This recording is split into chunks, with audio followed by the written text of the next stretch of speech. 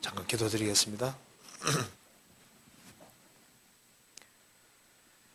자비로우신 우리 아버지 하나님 감사합니다. 마땅히 형벌 받을 수밖에 없는 저희들을 주 예수 그리스도의 보배로운 피로 구원해 주시고 또 확신과 소망을 가지고 생을 살 수 있게 해주시는 것을 진심으로 감사드립니다. 이 크신 은혜와 사랑을 저희들이 무엇으로 보답할 수 있겠습니까? 저희들 마음을 항상 일깨워 주시고 주님의 은혜와 사랑 가운데 행할 수 있도록 더욱 도와주옵소서. 이 시간에도 주 성령께서 우리 가운데 역사해 주시고 도와주셔서 또 평상시에 궁금한 것들을 성경으로 풀 수 있도록 도와주시고 우리의 행보를 말씀에 굳게 세워 주옵소서. 그리고 우리의 사랑하는 가족들, 친척들, 이웃들 중에 한 사람도 잃어지는 사람이 없도록 자비를 베풀어 주시고 그리고 주님의 복음과 영광을 위해 살 수 있는 마음을 더욱 일깨워 주옵소서. 주 예수 그리스도 이름으로 기도하옵나이다. 아멘.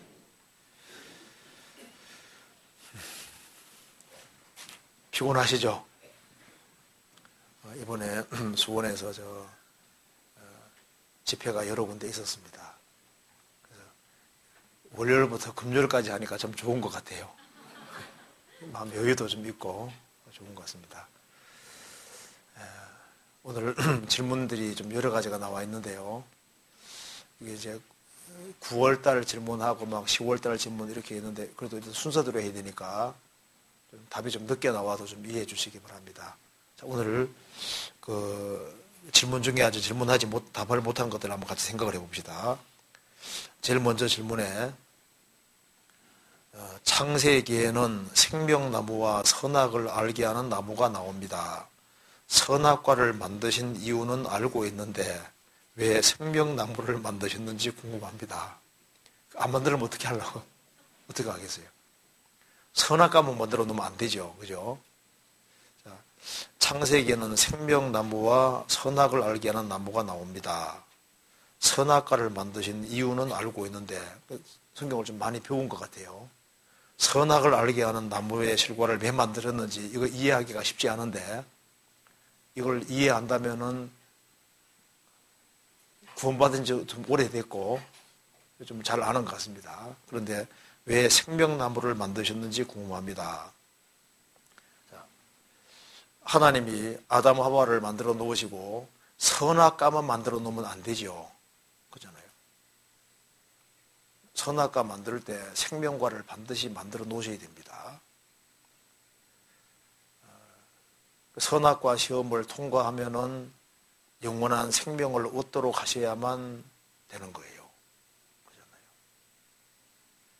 그래서 사람은 근데 선악과를 통과하지 않고 생명과를 막 빨아먹을 수는 없습니다. 그래서 선악을 알게 하는 나무의 실과를 먹지 말라고 하셨고 그 시험을 통과하는 아담에게 하나님이 생명과를 먹게 해주시는 겁니다. 그래서 생명과는 반드시 있어야 됩니다. 그런데 그 첫 시험에 아담이 실패했습니다. 그래서 첫사람 아담이 시험에 실패했기 때문에 예수님이 오셨고 그래서 예수님이 대신 구원을 완성하시고 그 생명을 우리에게 주시는 겁니다. 창세기 3장 한번 봅시다. 창세기 3장에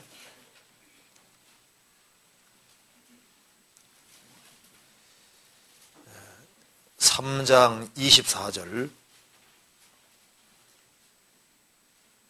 3장 24절에 이같이 하나님이 그 사람을 쫓아내시고 에덴 동산 동편에 그룹들과 두루 도는 화염금 불칼을 두어 생명나무의 길을 지키게 하시니라.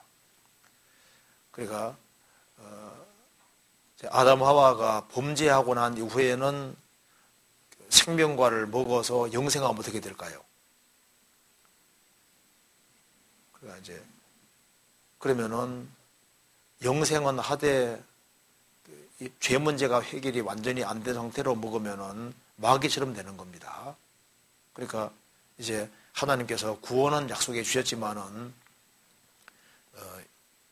예수님이 십자가에 죽으실 때까지는 이제 여기 생명나무의 길에 생명나무로 나아가지 못하게 막으셨어요. 그래서 두루두는 화영검 불칼을 두었다고 되어 있죠.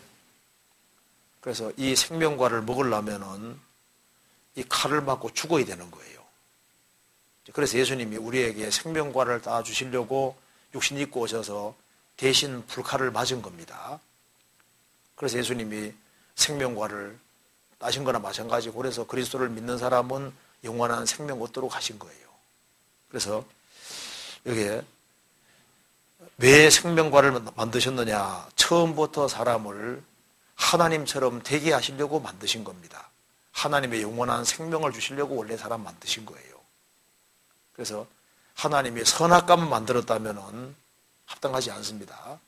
처음부터 선악과도 두시고 그다음에 생명과를 두신 것은 인간에게 원래 하나님이 의도하신 것은 영원한 생명 주시기를 원하셨고 하나님처럼 되는 걸 원하셨기 때문에 생명과를 두셨는데, 그걸 먹기를 정말 하나님 원하신 겁니다. 원하셨는데 아담이 그 시험에 실패했고 생명을 잃어버린 거예요.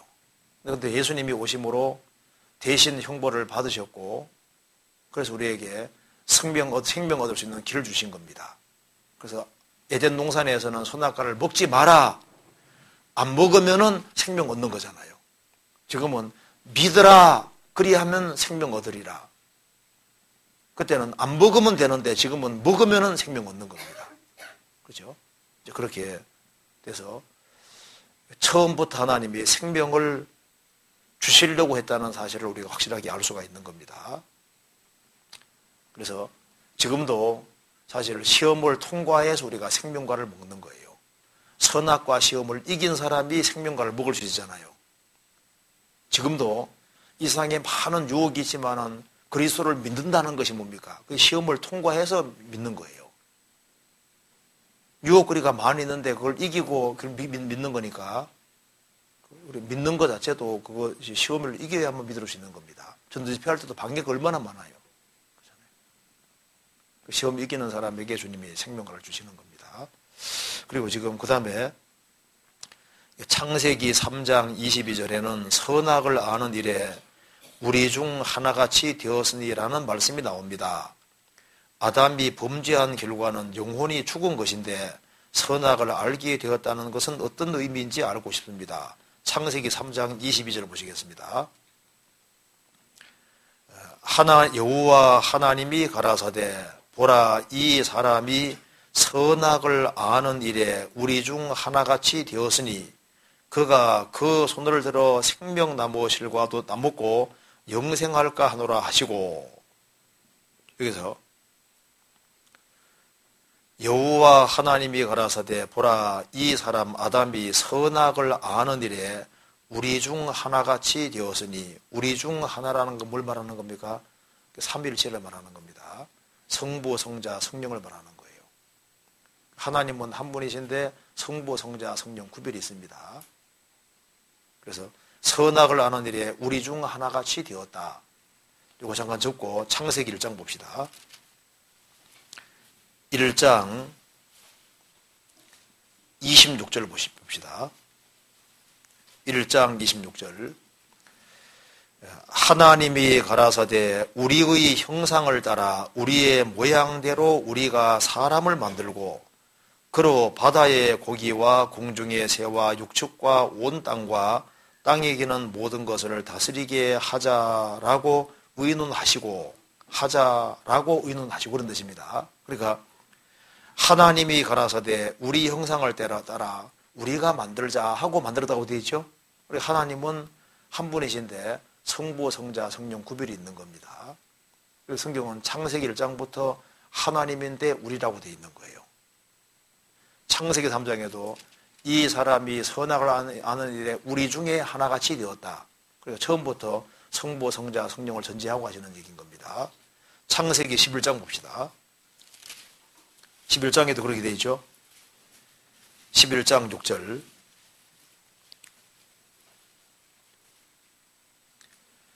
자, 우리가 6절에 여호와께서 가라사대 이 무리가 한 족속이요 언어도 하나이므로 이같이 시작하였으니 이후로는 그 경영하는 일을 금지할 수 없으리로다. 자, 우리가 내려가서 거기서 그들의 언어를 혼잡게 하여 그들로 서로 알아듣지 못하게 하자 하시고 라고 의논하시고 이제 언어 갈랐다고 되어 있죠. 여호와께서 가라사대 자 우리가 여호와인데 우리잖아요. 그러니까 하나님인데 성부, 성자, 성령 구별이 있는 겁니다. 그래서 태초에 말씀이 계시니라 예수님 말씀이 계시니라 이 말씀이 하나님과 함께 계셨으니 이 말씀은 곧 하나님이시니라. 그러니까 함께 계시다는 말도 맞고 이 말씀은 곧 하나님이라는 말도 맞는 거예요. 그러니까 성부, 성자, 성령 구별이 있는 것이 맞습니다. 그래서 태초에 하나님이 천지를 창조하시니라 하나님 엘로힘 복수로 되어 있는데 동사는 단수로 되어 있거든요. 하나님은 한 분이신데 성부, 성자, 성령 구별이 있습니다. 그래서 창세기 3장 다시 봅시다. 창세기 3장에 21절 여호와 하나님이 가라사대 보라 이 사람 아담이 선악을 아는 일에 우리 중 하나같이 되었으니 하나님은 선악을 아십니다. 그렇죠? 아시니까 선악과를 만들 수 있잖아요.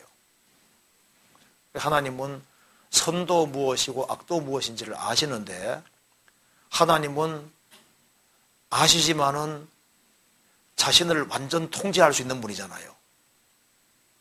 그래서 선이 무엇이고 악이 무엇인지를 알지만은 하나님은 악을 범해본 적은 없는데 악을 알 수 있으시거든요. 근데 인간은 그렇지를 못한 거예요. 이게 선악과를 먹으면은 선악을 알게 되는 겁니다. 자, 그런데 이 사람이 선악을 아는 일에 우리 중 하나같이 되었다. 하나님은 선악이 무엇인지를 아시는데 아담은 범죄하기 전에는 악이 뭔지를 몰랐거든요. 근데 여기 질문은 아담이 범죄한 결과는 영혼이 죽은 것인데 영혼이 죽었다는 뜻을 오해해서 그렇습니다. 영혼이 죽었다는 것은 이제 무의식 상태가 됐다 그런 말이 아니라 하나님과 교통이 끊어졌다는 의미인 거예요. 그러니까 영혼이 죽었다 그 말은 하나님과 분리됐다 그런 뜻이지 영혼 자체가 활동하지 않는다 그런 뜻이 아닙니다. 그러니까 범죄하는 그날 죽으리라 영적으로 관계가 끊어져 버리는 거예요. 죽었다는 것은 관계가 끊어진 것이고 영혼 몸은 활동은 하고 있는 거예요. 그렇잖아요. 그러니까 영혼 몸은 활동하고 있으니까 당연히 알 수 있는 겁니다. 그렇잖아요. 그러니까 죽었다는 말이 시체라는 뜻이 아니다 그 말입니다. 죽었다 하니까 시체 생각하는데 그거 아니에요. 그래서 이게 범죄한 결과는 영혼이 죽은 것인데 영혼이 죽었다는 의미는 무의식을 말하는 게 아니고 교통이 끊어진 걸 말하는 거니까 영혼은 활동하고 있는 거다 그 말입니다. 그래서 선악을 알게 되었다는 건 어떤 의미인지 실제로 선악을 알게 된 거예요. 어떻게 선악을 알게 되느냐 하면 범죄함으로써 이제 양심이 활동하게 된 겁니다. 양심을. 그러니까 이제 범죄하기 전에는 선악을 알 필요가 없어요. 선악과만 안 먹으면요 악을 알 수가 없는 겁니다. 범하는 게 없으니까 악을 알 필요가 없는 거예요. 그런데 선악과를 먹음으로써 양심이 활동하게 된 것을 말하는 겁니다. 그런데 하나님은 선악을 알지만은 하나님 자신은 완전하신 분이기 때문에 자신을 완벽하게 항상 통제할 수 있는 분이니까 악을 범하지 않을 수 있는 겁니다. 그런데 인간은 선악을 알게 됐지만은 악을 통제할 수 없게 되지 않습니까? 범죄함으로 죄의 기질이 들어왔고 시간 지나가면서 이 죄의 기질이 발현되기 때문에 선악을 인간은 알게 됨으로써 이제 골치 아픈 문제가 생긴 거예요. 그래서 악을 아는 것과 악을 범하는 건 다른 문제인데 하나님은 선악을 아시지만 악을 범하시지는 않지 않습니까? 인간은 선이 뭔지 악이 뭔지를 아는 양심이 활동하게 됐는데 자신을 완전히 통제할 수 있는 힘이 없으니까 악으로 기우는 성향이 생기게 되고 그리고 이제 선악을 알게 됨으로써 이제 알지 말아야 될 걸 알게 돼버린 거예요. 이제 그렇게 함으로써 양심이 활동하게 되고 그래서 이제 악이 무엇인지를 알지만은 그걸 알면서도 인간은 악을 범하게 되는 거잖아요. 그렇죠? 그래서 선악과를 안 먹는 것이 그게 사실 가장 아담에게는 현명한 길이었던 거예요. 그래서 이것은 영적으로 죽었다는 뜻이고, 하나님은 선악을 실제로 압니다. 알아요. 근데 인간은 선악을 알지만은 그 악을 통제를 할 수가 없는 겁니다. 그래서 범죄하기 전에는 죄를 안 지을 수 있었지만은 범죄하고 난 이후에는 악을 안 범할 수 없는 존재가 되어버린 거예요. 그렇잖아요. 그런 뜻입니다. 그렇게 이해하면 되겠습니다. 그리고 이제 그 다음에 질문은, 창세기 5장에는 아담의 계보가 나옵니다. 그 계보는 장자의 계보인지 믿음의 계보인지 알고 싶습니다. 아벨이 죽은 후에 하나님이 셋을 주셨는데, 셋을 주실 때 이미 가인이 장성했으므로 가인과 셋 사이에는 다른 형제들이 많이 있었을 것 같습니다. 그런데 그 형제들 중에 첫째 이름은 오르지 않고 아담 자손으로 셋이 오른 것을 보면 장자의 계보가 아니라 믿음의 계보를 기록하신 것 같아서 질문을 드립니다. 그렇죠? 자, 아담이 지음받은 순간부터 자식을 낳을 수 있는 사람입니다. 그리고 하나님께서 아담에게 자식을 낳으라고 하는 명령은 범죄하기 전에 주어졌습니다. 아담을 지으시고 하나님이 땅에 번성하고 충만하라고 말씀하셨지 않습니까? 그러니까 원래 아담 하와가 죄를 안 지었으면요, 에덴 동산에서 영원히 사는 거예요. 그렇잖아요. 그런데 이제 아담 하와는 지음받은 순간부터 자식을 낳을 수 있는 사람인데, 아담 하와가 130세에 셋을 낳았다고 되어 있잖아요. 그러면 가인과 아벨을 낳고 130년 동안에 총 3사람만 낳았겠느냐? 아닙니다.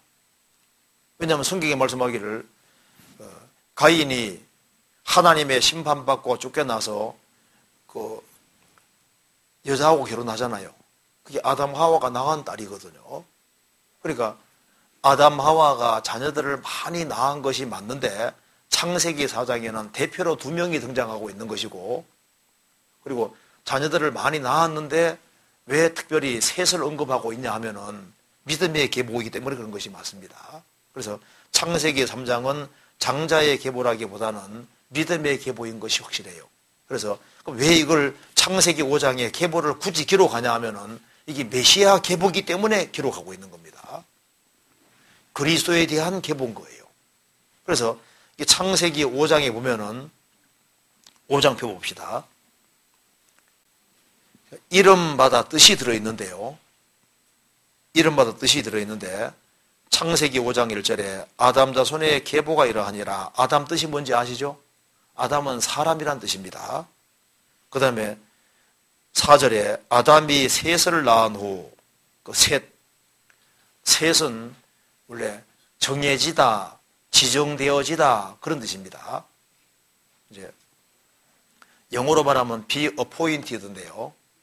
이제 지정되어지다, 정해지다, 지정되어지다, 결정되어지다 뭐 이제 그런 뜻으로 이렇게 보통 쓰이고 있습니다. 원래 원어 뜻이 그렇습니다. 그 다음에 이제 9절에 에노스가 나오는데, 에노스는 죽을 수밖에 없는, 연약한 죽을 수밖에 없는 그런 뜻입니다. 그 다음에 게나는 거주지, 처소 그런 뜻입니다. 거주지, 처소. 그 다음에 이제 13절에 마할랄렐은 마할랄렐은 축복을 받으신 하나님 그런 뜻입니다. 축복을 받으신 하나님. 그 다음에 이제 15절에 야렛은 내려가다 그런 뜻이거든요. 내려가다. 그 다음에 19절에 에녹은 가르치다, 교육하다 그런 뜻입니다. 교육이라는 교육. 가르치고 교육한다 그런 뜻이고, 그 다음에 이제 21절에 무두셀라는 그가 죽으면 무엇이 온다 그런 뜻입니다.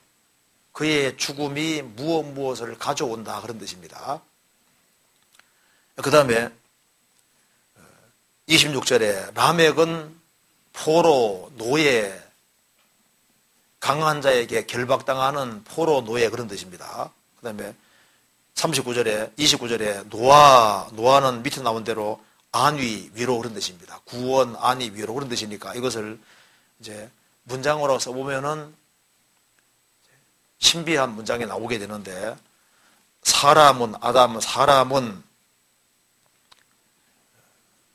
에노스, 죽을 수밖에 없는 계난, 운명, 거주지, 처소, 죽을 수밖에 없는 운명으로 운명 지워졌다. 그런 상태로 놓여지게 되었다. 그러나 마할랄렐, 축복을 받으신 하나님이 야렛 내려가실 것이다. 내려가셔서 에녹 가르치고 교육할 것이다. 뭘 가르치고 교육하느냐? 무드셀라, 그의 죽음이 무엇을 가져온다는 것을 가르치고 교육할 것이다. 뭘 가르치고 교육하느냐 하면은 라멕, 포로, 노예, 강한 자에게 포로가 되어 있고 노예가 되어 있는 사람들에게 노아, 위로와 안위와 구원을 가져다 준다는 것을 가르치고 교육할 것이다. 이렇게 문장이 나오거든요. 그러니까 이제 이 이름 자체가 신앙적인 이름이고 그리스도와 관계되는 이름이 확실하잖아요. 그렇죠? 그러니까 이제 전능하신 하나님께서 여기 이름 속에도 이름을 지을 때도 그게 특별하게 이렇게 섭리를 해놓은 것이 맞을 거다 그 말입니다. 그래서 제가 이제 이걸 보면서 이제 또 생각을 한 것이요. 무드셀라가 가장 오래 살았죠. 그죠? 무려 969년가 살았으니까 다른 사람보다 몇십 년 더 길게 살았어요. 그죠? 왜 길게 살았을까? 하나님이 오래 참고 기다리실 때 그 말씀대로 하나님께서 그가 죽으면은 홍수가 오도록 결정하셨기 때문에 에녹은 300년 동안 하나님과 동행하다가 이제 들림받은 사람이지 않습니까? 그러니까 에녹은 그 예수님 재림하는 것도 예언했다고 되어 있고 그 당시에 선지자는 마찬가지인데 무드셀라 이름을 지을 때 하나님의 어떤 뜻 속에서 지었을 거다 그 말입니다. 그의 죽음이 이제 홍수를 가져오고 심판과 구원을 가져온다는 그런 특별한 뜻으로 하나님 짓게 하셨을 테니까 그가 죽으면은 홍수가 온다고 하나님이 이렇게 해놓으셨기 때문에 하나님께서 홍수가 가능하면 늦게 오도록 하려면 어떻게 해야 될까요? 무드셀라를 오래 살게 해야 되는 거예요. 그래서 하나님께서 무드셀라 노아 그 시대 사람에게 기회를 더 주기 위해서 무드셀라를 몇십 년 더 길게 살게 해주신 것 같아요. 하나님이 기회 주시느라고. 그러다가 이제 무드셀라가 죽으니까 그의 세계적인 홍수가 왔잖아요. 그렇죠? 이것과 연관해서 마태복음 24장에 무화과나무의 비유를 배우라 말씀하시면서 이 세대가 지나가기 전에 이 일이 다 이루리라. 그러니까 마지막 징조를 다 본 시대 사람이 세대인데 그 세대 사람이 지구상에 다 사라지기 전에 주님의 지상재림까지 이루어진다.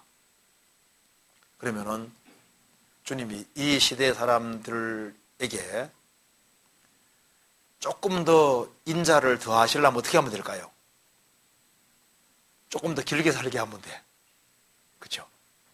무드셀라 좀 더 길게 살게 한 것처럼. 그래서 우리 시대에 이렇게 수명이 조금 연장돼 가고 우리 한 세대 전과 다르게 좀 더 노인도 훨씬 더 많고 좀 더 시간 좀 건강도 더 좋고 그리고 이제 약품도 많이 개발되고 이렇게 해가지고 조금 길게 살잖아요. 조금 더 살지 않습니까? 그래서 주님이 조금 더 시간 주시려고 우리 시대 사람들을 이렇게 마지막 징조를 본 시대 사람들을 좀 이렇게 연수를 조금 더 길게 하는 것이 아닌가 뭐 그런 생각입니다. 생각. 정답이 아니고 생각인데 그런 생각도 해봤는데요. 어쨌든 간에 이 창세기 5장 계보는 믿음의 계보고 그리스도가 하나님께서 창세기 3장에서 여자의 후손 통해서 메시아 온다고 알려줬기 때문에 여자의 후손 통해서 어떻게 오는지 그리스도가 오는 계보를 알려줘야 되니까 창세기 5장은 그리스도가 오는 계보를 말하는 거예요. 하나님이 아담에게 약속하신 대로 그 약속대로 이렇게 해가지고 그리스도가 오신다는 것을 알려주기 위해서 그리스도의 계보를 말하는 겁니다. 믿음의 계보인 거예요. 신앙적인 게 뭔가 확실한 겁니다. 그렇게 이해하면 되겠습니다. 그 다음에 레위기 22장 9절, 민수기 4장 15절, 민수기 18장 3절에는 공통적으로 죽을까 하노라라고 되어 있습니다. 결국은 엄격한 것인데 단정적인 표현이 아니라 죽을까 하노라고 말씀하신 이유가 궁금합니다. 정령 죽으리란 말과 죽을까 하노라 좀 다르잖아요. 그죠? 할 때 성경 자세히 또 읽었습니다. 자, 레위기 22장 찾아봅시다. 22장 9절에.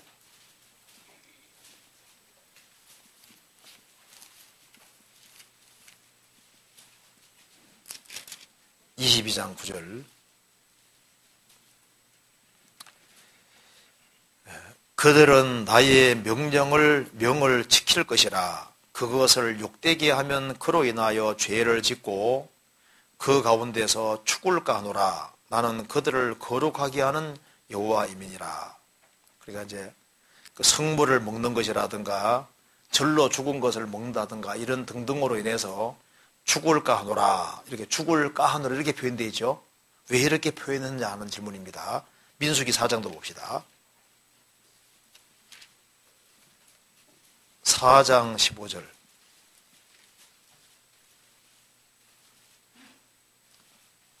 15절. 행진할 때 아론과 그 아들들이 성소의 모든 기구 덮개를 피라거든 고아 자손이 와서 맬 것이니라. 그러나 성물은 만지지 말지니 죽을까 하노라. 횡망 물건 중에서 이것들은 고아 자손이 맬 것이며. 민수기 18장도 봅시다.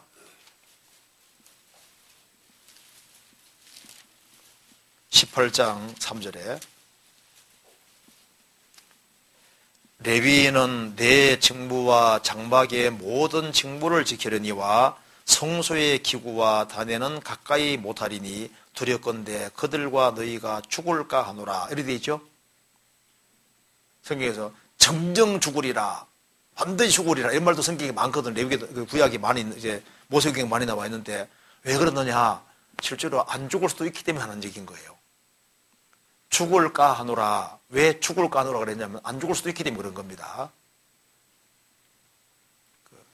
어떤 사체 같은 걸 만져도 안 죽을 수도 있었던 거예요. 지성물 같은 걸 만질 때 여기 이제 성물에 관계되거나 사체 같은 걸 만졌을 때 죽을 수도 있지만 안 죽을 수도 있었기 때문입니다. 상황에 따라서. 그러니까 이제 죽을까 하노라 이렇게 표현하신 이유는 실제로 안 죽는 케이스도 있었어요. 그런 경우도 있는 겁니다. 그런데 성경에서 반드시 죽일지니라 이런 것도 있거든요. 예를 들어 봅시다. 간음하다가 현장에 잡힌 사람은 반드시 죽이라고 되어 있잖아요. 그런데 의심의 소재 아시죠? 남편이 봤을 때 이 아내가 분명히 저 부정한 짓을 저지른 것 같은데 증거가 명확하지 않아요. 그래서 아무리 봐도 낌새가 이제 뒤에서 딴짓하고 있는 것이 맞는 것 같아 그 말입니다. 그래서 그럴 경우에 의심의 소재를 행하게 되잖아요. 그래서 이제 성막의 바닥에 있는 이제 흙을 집어넣어 가지고 이제 마시게 하는데 그 널다리가 떨어지게 되어 있습니다. 그런데 추치는 당하는데 죽지는 않잖아요. 생각해 봅시다. 간음하다가 현장에 잡힌 사람은 쳐 죽이고 아내가 몰래 부정하다가 아무리 또 증거는 없는데 부정한 짓 한 것 같아요. 그런 경우에는 죽이지는 않고 저주거리만 되게 하잖아요. 똑같이 간음죄를 지었는데 왜 차이 두냐 그 말입니다. 그 이유가 있어요. 먼저 상기 찾아봅시다. 신명기 22장 봅시다.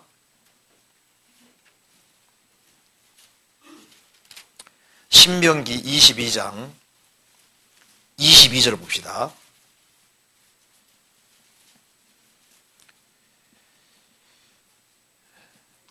남자가 유부녀와 통간함을 보거든 그 통간한 남자와 그 여자를 둘 다 죽여 이스라엘 중에 악을 제할지니라. 이 간음하다가 현장에 잡히면요 그냥 두세 정기만 있으면 쳐죽여 버리거든요. 자, 그런데 자 민수기 5장 찾아봅시다.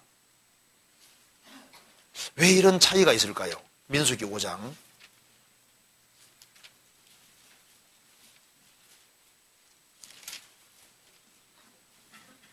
자, 5장 11절 봅시다.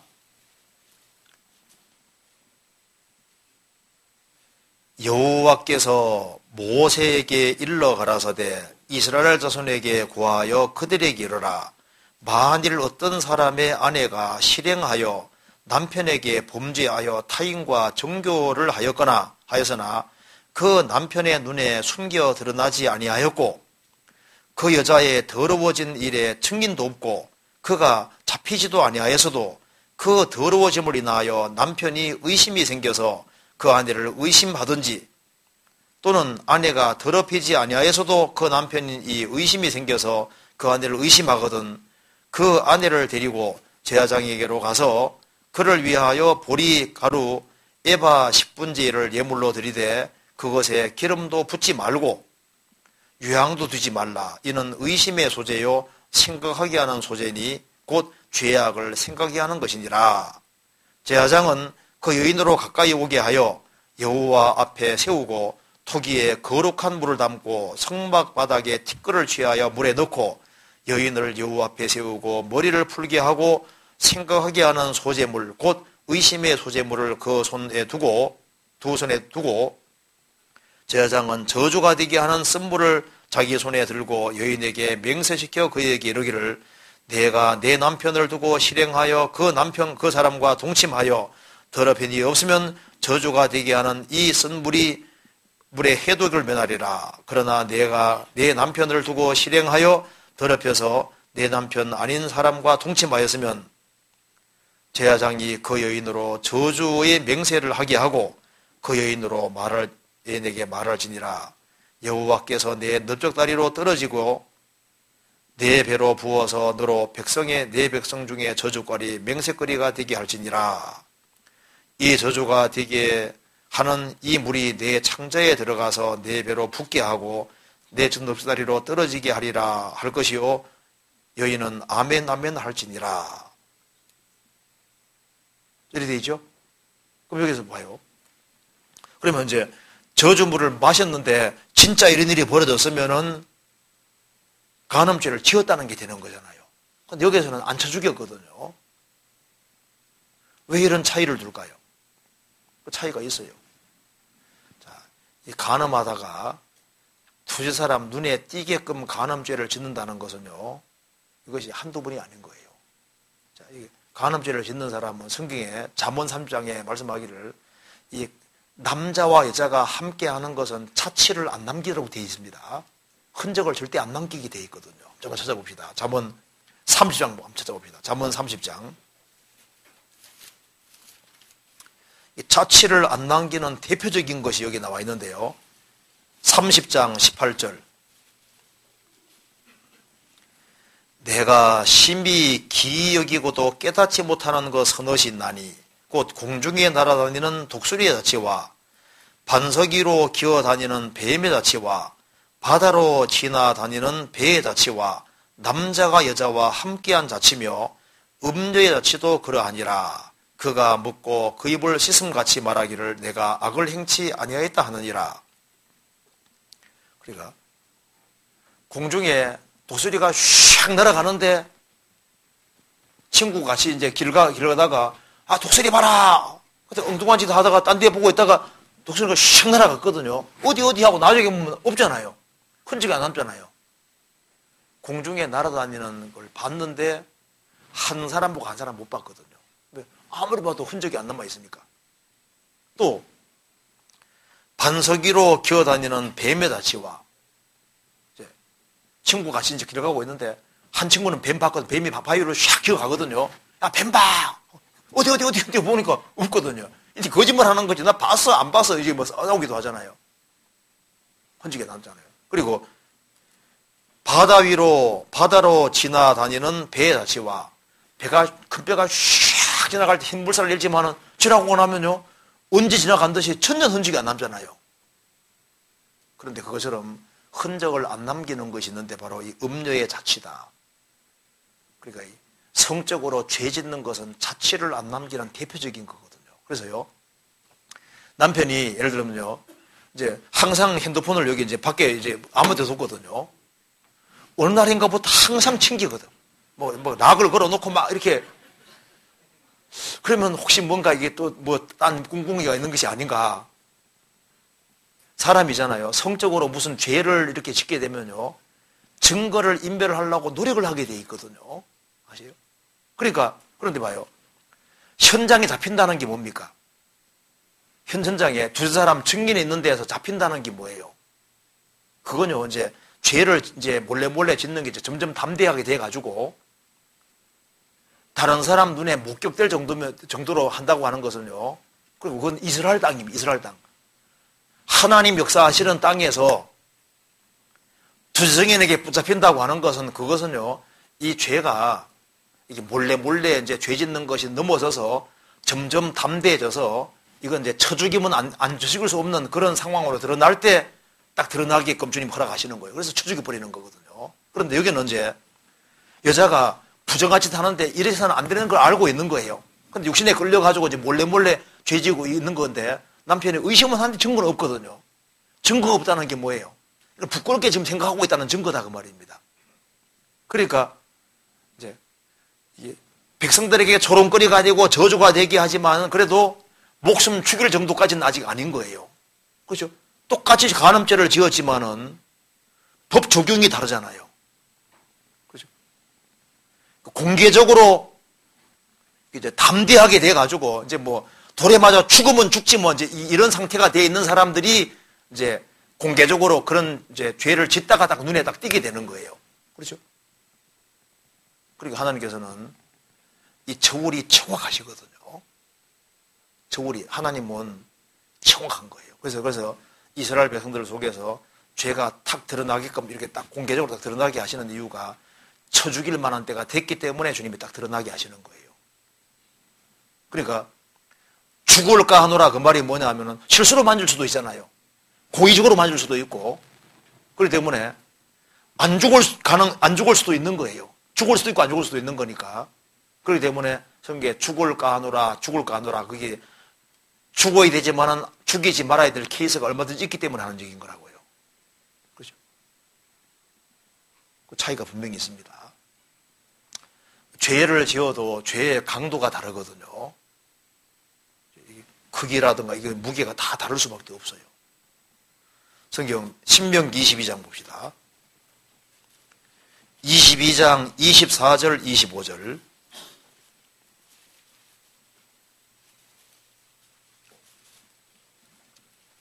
(24절) (25절) 내 이웃의 포도원에 들어갈 때 마음대로 그 포도를 배불리 먹어도 가하니라. 그러나 그릇 담지 말 것이요 내 이웃의 곡식밭에 들어갈 때 내가 손으로 그 이삭을 따도 가하니라. 그러나 내 이웃의 곡식밭에 낫을 대지 말지니라. 자, 이스라엘은 형제 국가입니다.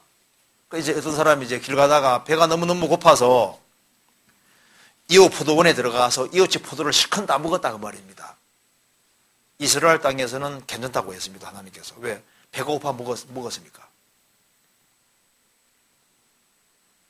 동기도 일단 선하고 자기 배만 채우려고 했고, 하나님 이스라엘 땅에서는 그렇게 해도 된다고 허락해 주셨어요. 그런데 이웃 곡식밭에 여기 포도원 들어갈 때 그릇에 담지 말 것이요 광주리 가져가서 몽땅 따가지고 오는 그건 안 된다 그 말입니다. 이것은 동기가 다르잖아요. 훔치는 겁니다. 그리고 길 가다가 곡식밭에 배고파서 곡식밭에 남의 곡식밭에 들어가서 이삭을 쫙 추려서 싹 비벼서 탁 먹었다. 그리고 길을 걸어갔다.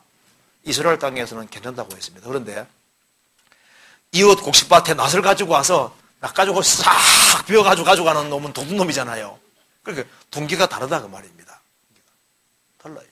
그래서 정령 죽으리라 죽을까 하노라 그건 다른 얘기인 겁니다. 하나님이 죄를 적용시키는데 경중을 따지는 분입니다. 경중이 분명히 있어요. 그래서 더 큰 죄가 있고 더 작은 죄가 분명히 있는 겁니다. 그렇잖아요. 성경 마태복음 다운돼서 봅시다. 마태복음 11장 11장 20절 11장 20절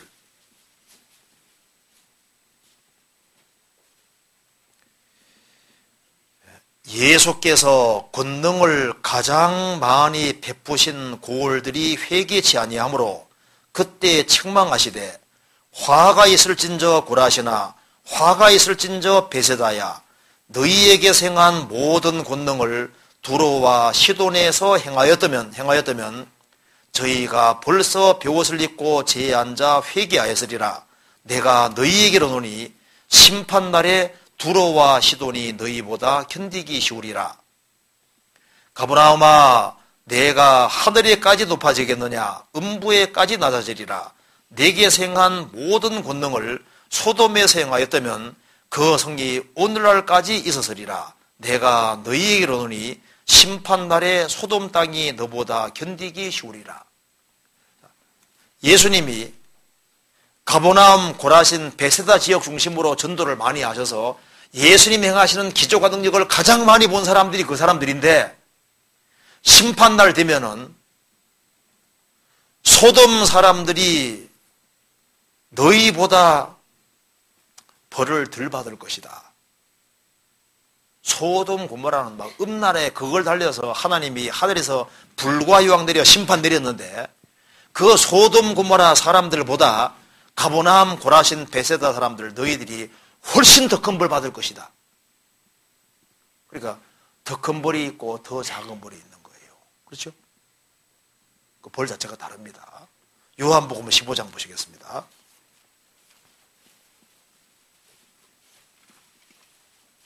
(15장) 22절 같이 읽어보겠습니다. 내가 와서 저희에게 말하지 아니하였다면 죄가 없었으려니와 지금은 그 죄를 핑계할 수 없느니라. 예수님이 오셔서 유대인들에게 말하지 아니하였다면 죄가 없었으려니와 무슨 죄? 배척하는 죄가 없었으려니와 지금은 그 죄를 핑계할 수 없느니라. 나중에 죽음 건너가 보면은 아프리카에서 전도가 전혀 안 되고 굶어 죽은 사람들은요, 하나님 저는 전도를 받을 수 있는 기회가 없어서야만 좀 마땅할 거다 그 말입니다. 근데 한국 같은 데는요 달라요. 그리고 우리 전도 집회에 참석하는 사람은 죽음 건너갈 때 책임이 있습니다. 내가 믿을 수 있는 기회를 명백히 주는데 왜 배척했냐? 제가 한번 집회를 갔는데 어떤 분이 대학생이요, 첫날 이튿날 들었어요. 내일 꼭 온대요. 그런데 딴 데 세번했습니다. 안 와서 나중에 만났거든요. 왜 하느냐 하니까 3일까지 말씀 들으면 틀림없이 믿어질 테고, 믿어지면은 그 다음에 내가 구원 받을 테고, 구원 받으면 내 멋대로 못 살아가니까 도망갔다는 거예요. 솔직히 있게 하더라고요. 나중에 죽음 건너가 심판되면요 얼마나 후회하겠으며, 그 믿을 수 있는 명백한 기회가 주어졌고 그걸 말씀을 들으면 믿어질 텐데 그걸 고의적으로 거부했을 때 그 책임이 없겠냐 그 말입니다. 있어요. 하나님은 경중을 따지는 분입니다. 그래서 행한 대로 정확히 보응받는 곳에 가는 거예요. 그 다음 질문. 여호수아 21장 43절 44절에 여호와께서 이스라엘의 열조에게 맹세하사 주마하신 온 땅을 이와 같이 이스라엘에게 주셨으므로 찾아봅시다. 여기 한번 여호수아 21장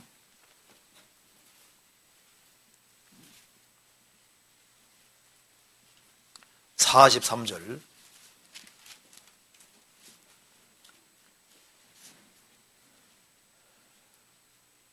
여호와께서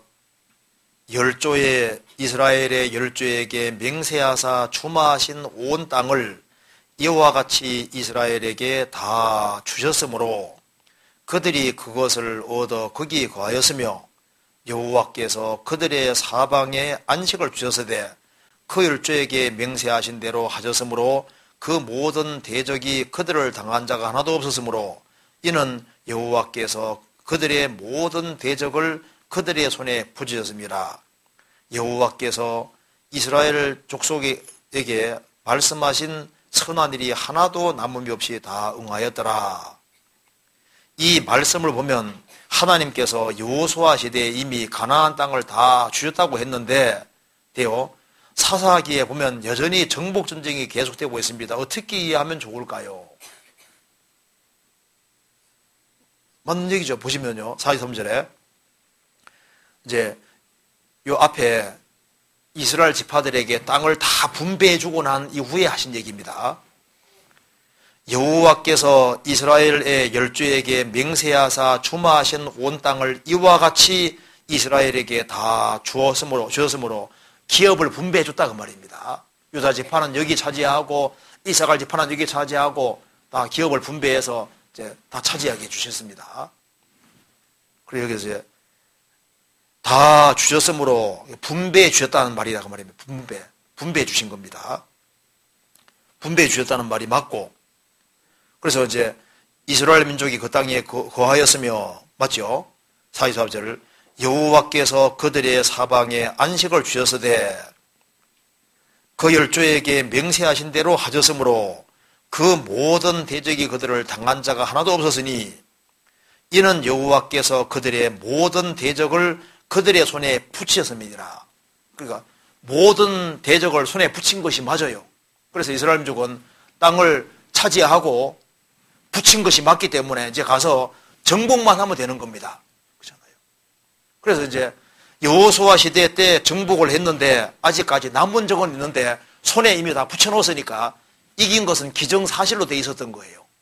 그런데 이제 여호수아가 죽고 이제 세월이 지나가면서 이제 대적을 다 붙여놨는데 이스라엘 백성들이 타협하는 길을 택하고, 그래서 정복해서 하나님 말씀에 순종해서 정복하면은 대적은 다 이스라엘 손 안에 들어오게 되고 굴복하게 돼 있는데 이스라엘이 타협하는 길을 택했기 때문에 사사시대가 아주 복잡하게 돼버린 거예요. 그러니까 여기에서 정복 전쟁이 계속되고 있는 것은 손에 붙였는데 그들이 그 대적을 이기도록 돼 있는데 그들은 타협하는 길을 택했고 불순종하는 길을 택했기 때문에 그래서 일이 꼬이게 된 내용이 사사기에 쫙 나와 있는 거예요. 그렇잖아요. 그러니까 대적을 그들의 손에 붙이셨다. 그 이스라엘은 정복만 하면 됐던 거예요. 세월이 흘러가면서 이걸 손에 붙였으니까 처리해야 되는 처리 안 해버렸거든요. 그래서 그게 화근이 돼서 이제 사사시대에 보면 복잡하죠. 그래서 처음에는 하나님께 묻자와 가로되 묻고 치는 길을 택했는데 시간 지나가면서 다 타협해서 자기의 소견의 어른대로 행해서 아주 엉망이 돼버린 겁니다. 그렇잖아요. 그러니까 이제 이 진술과 그 뒤의 진술은 전혀 모순이 없는 거예요. 그래서 안식을 주셨다는 것은 땅을 배분해 준 것이고 배분했지만 그 속에 적들이 남아 있었어요. 있었으니까 이제 주님이 다 붙여놨으니까 이제 이스라엘은 다 쳐서 이제 심판만 하면 되는 거예요. 그런데 그렇게 해야 되는데 여호수아 그 뒤에 그 작업을 철저하게 안 했던 겁니다. 그런 뜻이니까 모순이 없죠. 그리고 그 다음 질문에 사무엘상 16장 19절 21절에는 사울과 다윗이 만나게 되고 사울이 다윗과 다윗의 아버지인 이새를 아는 것으로 나옵니다. 그런데 그 이후에 다윗이 골리앗을 무찌른 후에는 사울이 다윗과 그 아비를 모르는 것으로 나옵니다. 설명을 부탁드립니다. 찾아봅시다. 사무엘상 16장. 그래서 얼른 생각할 때 사울이 기억력이 떨어졌는가? 물론 그거 아닙니다. 한번 찾아봅니다. 사무엘상 16장 19절을 보시겠습니다.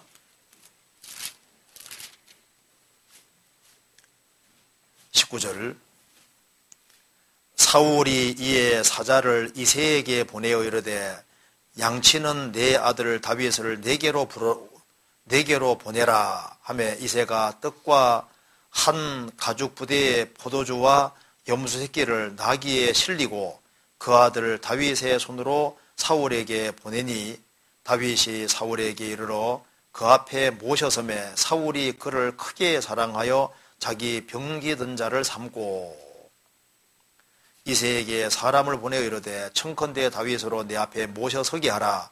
그가 내게 은총을 얻었느니라 하니라. 이렇게 되어 있지 않습니까? 여기 보면은 분명히 사울이 다윗의 아버지를 아는 것으로 나온다 그 말입니다. 그런데 이제 다윗이 골리앗을 죽이게 되잖아요. 죽이고 난 이후에 사무엘상 17장 보시겠습니다. 55절.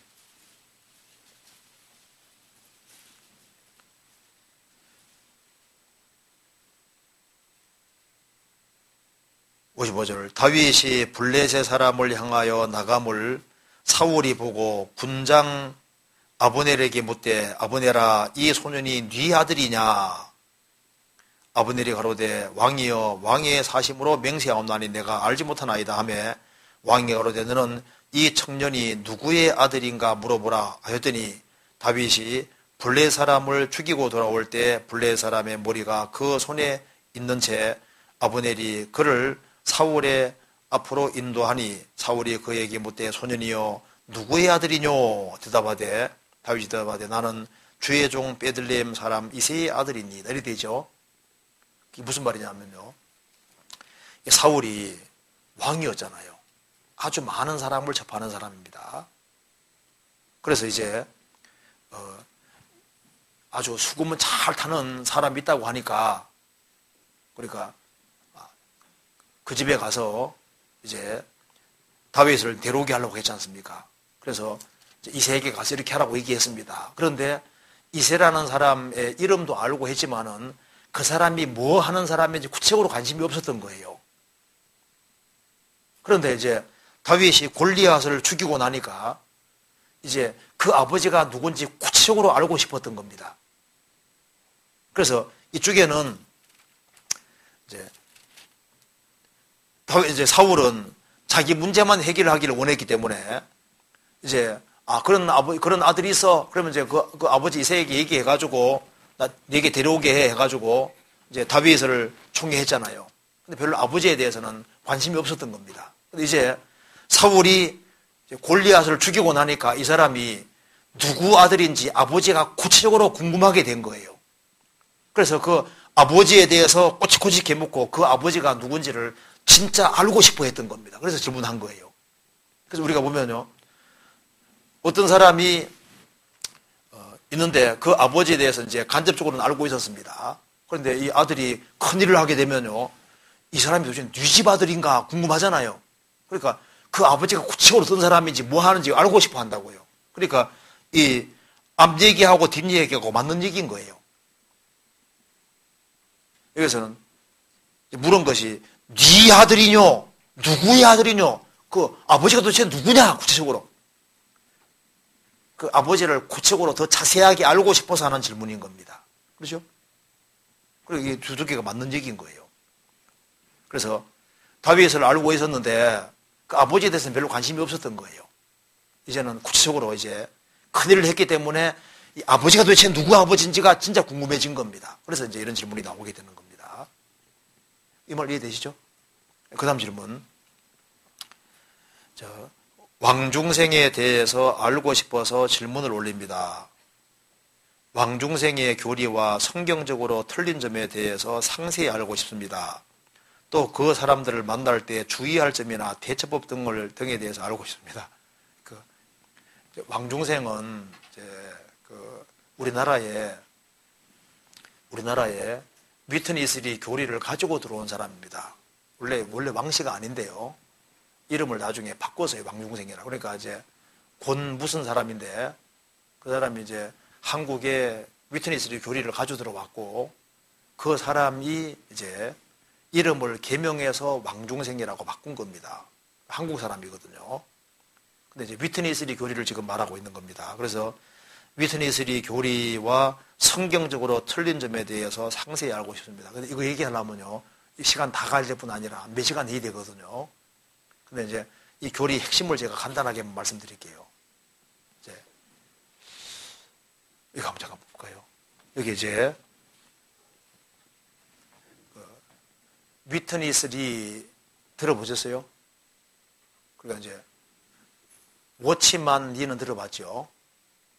워치만디에게 이제 배웠다고 하는데, 워치만디도 교리적으로 좀 틀린 것이 좀 있는데요. 위트니스리는 훨씬 더 틀린 것이 많거든요. 그래서 위트니스리 교리는 아예 접하지 않는 것이 현명해요. 그리고 이제 워치만디도 아주 훌륭한 크리스찬이긴 한데 교리적으로 좀 문제되는 게 좀 몇 개 있습니다. 중요한 게 좀 틀린 것이 좀 있거든요. 근데 이제 위트니스리 교리를 간단하게 말씀드리면 원래 이 기초가 처음 기초를 잘못 세운 거예요. 그러니까 이렇게 되는 겁니다. 성경에서는 천국이란 말과 하나님의 나라가 항상 동일하게 쓰이고 있습니다. 천국과 하나님 나라가 다르게 쓰이는 예가 없어요.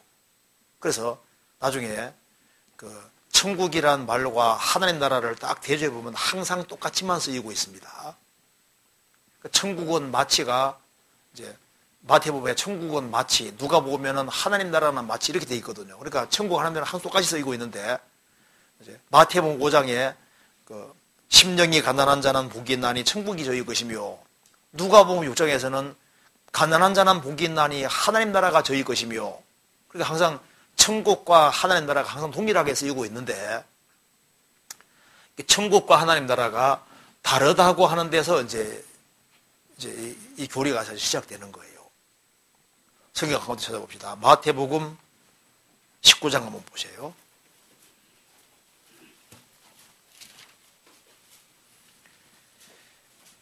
19장 23절에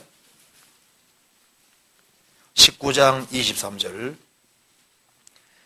예수께서 제자들에게 이르시되 내가 진실로 너희에게 이르노니 부자는 천국에 들어가기가 어려우니라.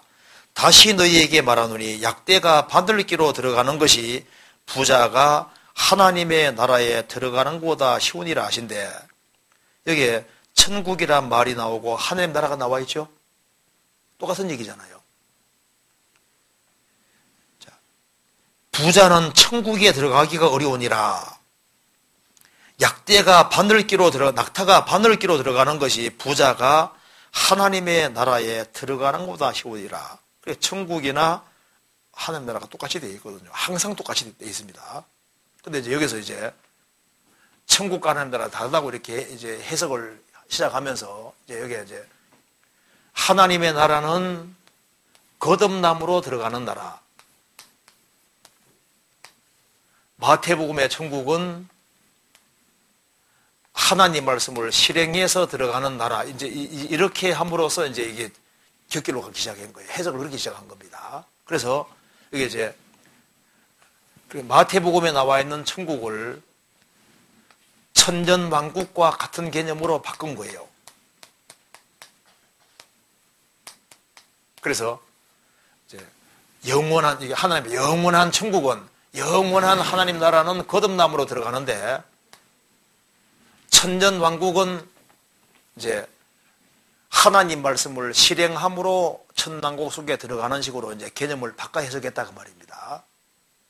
이제 이렇게 되니까 시작이 다르게 돼 있으니까, 그럼 성경에서 그럼 좁은 문이 도대체 뭐냐? 마태복음 7장에 나와 있는 좁은 문이 천국과 하나님 나라를 다르게 해석해 놨으니까 이 좁은 문이 구원받는 것이고 거듭나는 것인데, 이것을 천년왕국으로 들어가는 문으로 바꿔놓은 거예요. 그래서 좁은 문은 통과하는 것은 천년왕국으로 들어가는 거로 해석을 한다 그 말입니다. 그래서 마태복음 5장부터 7장까지를 실행하는 사람이 좁은 문 통과하는 사람이고, 그 사람이 천년왕국 속에서 영광 누리고, 그렇지 못한 사람은 천년왕국 동안에 배제되어서 불 속에서 고통을 받고 천년 동안 지옥불에서 고통을 받는, 이제 그런 식으로 이제 이렇게 해석을 하기 시작하는 거니까, 기초를 다르게 해놓으면 뒤가 다 달라지게 되는 문제가 생기는 거예요. 자, 먼저 마태복음 7장 보시겠습니다.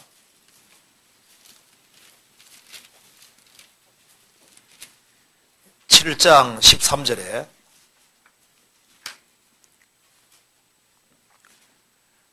좁은 문으로 들어가라.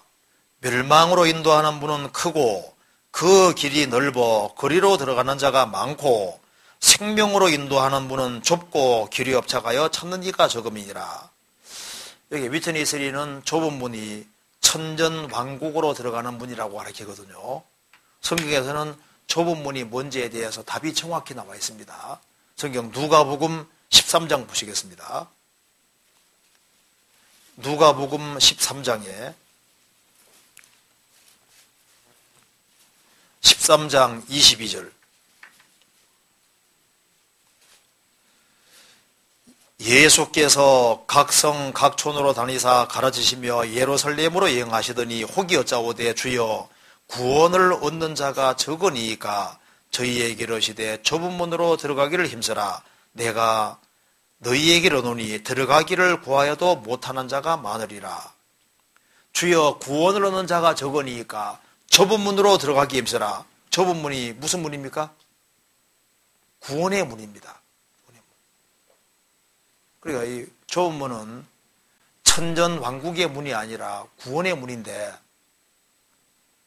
이 마태복음 7장에 나와 있는 좁은 문을 천전왕국의 문으로 이렇게 해석을 했고, 이제 그렇게 함으로써 여기에 마태복음 7장 다시 봅시다. 여기에 쫓겨난 사람들이 왜 쫓겨났느냐? 마태복음 5장부터 7장까지를 실행하지 않아서 쫓겨났다고 이렇게 해석을 하게 되는 거예요. 여기에 7장 22절 그날에 많은 사람들이 나더리로되 주여 주여 우리가 주의 이름으로 선전으로 다며 주의 이름으로 귀신을 쫓아내며 주의 이름으로 많은 권능을 행치 아니하나이까 하리니 그때 내가 저희에게 밝히 말하되 내가 너희를 도무지 알지 못하니 불법을 자들아 내게서 떠나가라 하리라. 이 사람들이 구원을 받은 사람입니까? 안 받은 사람입니까? 솔직하게 구원 받았어요? 안 받았어요? 근데 위트니스는 받았다 그러거든요. 구원은 받았는데 바르게 안 살아서 천년 동안 배제되는 것으로, 천당국에서 들어가지 못하고 배제되는 것으로 해석을 하거든요. 근데 이 사람들이 구원을 받은 사람으로 읽힌다는 것이 놀라운 거예요. 절대 구원받은 사람 될 수 없습니다. 왜 그러냐면요. 제가 위트니스리 교리는 좀 자세히 알거든요. 제가 이제 여러 사람하고도 얘기해 봤는데요. 여기 이제, 자, 15절부터 봅시다. 15절부터 보면은, 거짓 선자들을 삼가라. 양의 옷을 입고 너희에게 나오나 속에는 노략질하는 일이라. 그래.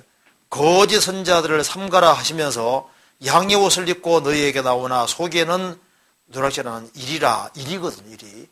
그런데 주의 이름으로 선자 노릇했다. 거짓 선자 삼가라는 얘기하는 거거든요. 절대 구원받은 사람이 될 수 없습니다. 그래서 이걸 이제 요약하면 이렇게 됩니다.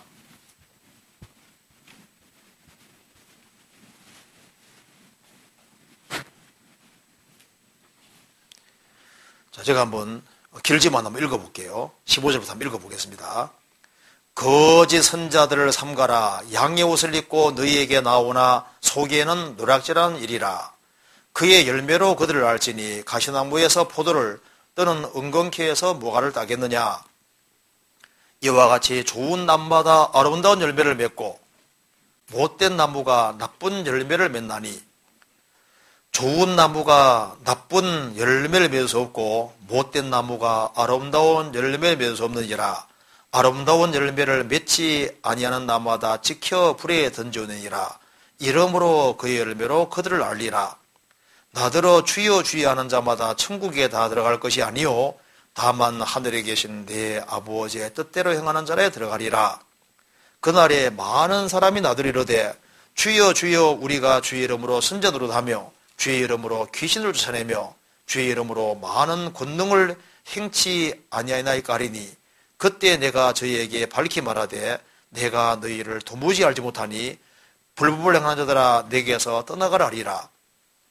그러므로 누구든지 나의 이 말을 듣고 행하는 자는 그 집을 반석 위에 지은 지혜로운 사람과 같으리니 비가 내리고 창소가 나고 바람이 불어 그 집에 부딪히되 무너지지 아니하나니 이는 주초를 반석 위에 놓은 연고요 나의 이 말을 듣고 행치 아니하는 자는 그 집을 모래 위에 지은 어리석은 사람 같으리니 비가 내리고 창소가 나고 바람이 불어 그 집에 부딪히매 그 무너짐이 심하니라.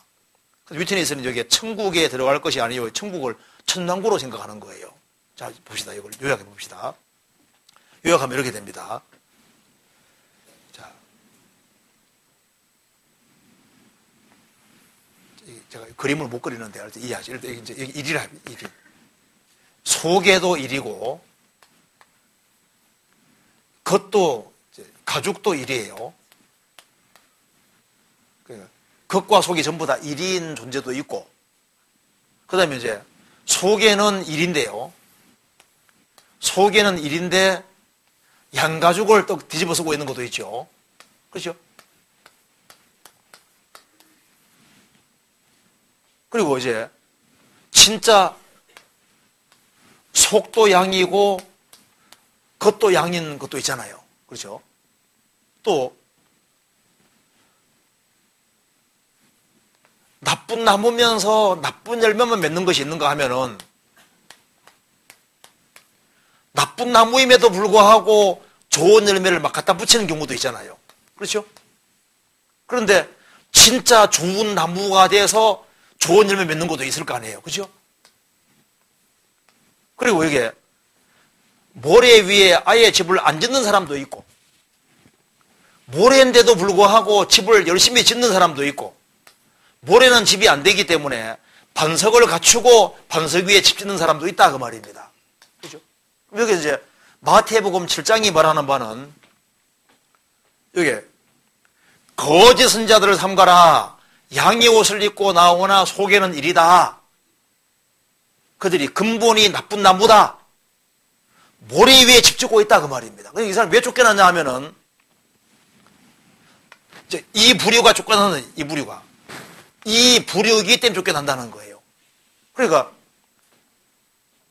좁은 문 통과하는 게 도대체 뭐냐? 좁은 문 통과하는 것은 이리가 양이 되는 거잖아요. 그렇죠? 나쁜 나무가 좋은 나무가 되는 게 문 통과하는 거거든요. 그렇죠? 모래 위에는 집이 안 되니까 반석 갖추는 것이 거듭나는 거잖아요. 그러니까 왜 쫓겨났느냐? 이 사람들이 양가죽을 뒤집어 쓰고 있었는데 속이 하나도 안 바뀌지 않습니까? 나쁜 나무인데 좋은 열매는 많이 붙여놨는데 좋은 나무가 된 적이 없는 거예요. 그러니까 모래 위에 집은 열심히 지었는데 모래잖아요. 반석이 아니잖아요. 그러니까 아버지 뜻은 뭐냐 하면은 문을 통과해야 되는 거다. 생명을 얻어야 되는 거다. 거듭나야 되는 거다. 그걸 말하는 거거든요. 그러니까 해석 자체를 이제 천국이라는 개념을 천연왕국 개념으로 추수시켜서 이해를 하니까 그 뒤가 다 다르게 되는 거예요. 그 해석을. 그러니까 위트니스리 책을 보시면요. 책의 절반 이상은 잘라버려야 됩니다. 성경과 완전히 다르게 되어 있는 거예요. 처음부터 쳐다볼 생각을 하지 않는 게 현명한 거예요. 그래서 이제 이렇게 이제 교리가 천국과 하고 하나님 나라를 이렇게 구별을 시켜 놨으니까 그러면은 이제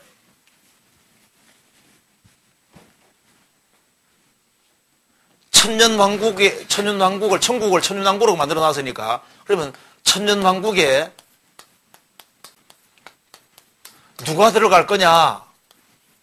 그러니까 이제 이기는 자가 들어간다. 이제 이렇게 이제 이기는 자가 들어간다고 이렇게 해놓으니까 그러니까 크리스찬을 두 부류로 나누게 되는 겁니다. 영원한 천국에는 사람이 동일하게 들어가는데 천년 왕국에는 못 들어가는 사람이 생기니까 누가 들어가느냐? 그러니까 이기는 자가 들어간다. 그럼 성경에서 이기는 자가 누구냐? 이기는 자는 위트니스가 말한 대로 혼의 구원을 이루는 자다. 이렇게 이제 혼의 구원을 따로 만들어 놨습니다. 이걸 몰라도 잘 되는데 질문이 나왔으니까 하는 얘기인데요. 성경에서 이기는 자는 곧 거듭난 자라고 되어 있는 거예요. 크리스찬을 두 부류로 나누는 게 합당하지 않습니다. 크리스찬 중에 이기는 자, 못 이기는 자 이렇게 구분하는 것 자체가 성경하고 정반대인 거예요. 왜냐하면 성경에서는 거듭난 모든 사람은 다 이기는 자라고 되어 있거든요. 찾아볼까요? 성경 한번 찾아봅시다. 여기에 요한일서 5장 보시겠습니다.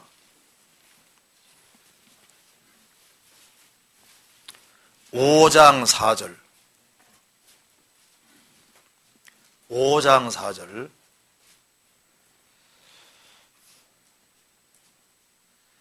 대저 하나님께로서 난 자마다 세상을 이기느니라. 세상을 이긴 이김은 이것이니 우리의 믿음이니라. 예수께서 하나님의 아들이심을 믿는 자가 아니면 세상을 이기는 자가 누구뇨? 대저 하나님께로서 난 자마다, 거듭난 자마다 세상 어떻게 한다고요? 이기느니라. 이긴다는 말은 영어로 overcome, 극복한다, 극복한다.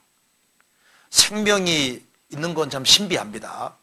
그 딱딱한 땅도 뚫고 올라오잖아요. 비집고 올라오잖아요. 생명이 있는 존재는, 거듭난 사람은 생명이 있기 때문에 여러 가지 환란도 있고 핍박도 있고 어려움도 있지만은 생명이 있으니까 비집고 나오고 이기는 힘이 있다 그 말입니다. 그러니까 성경에서 거듭난 자는 이퀄 이기는 자거든요. 하나님께로 난 자마다, 거듭난 자마다 세상을 이기느니라. 세상을 이긴 이김은 이것이니 우리의 믿음이니라. 예수께서 하나님의 아들이심을 믿는 자가 아니면 세상을 이기는 자가 누구뇨? 그러니까 거듭난, 이긴다는 건 보편 개념이고 거듭난 사람 이퀄 이기는 자거든요. 그렇잖아요. 성경 또 한 번 더 찾아봅시다. 로마서 8장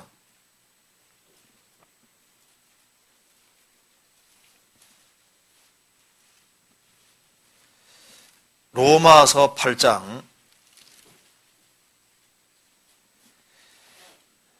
31절 그런즉 이 일에 대하여 우리가 무슨 말 하리요?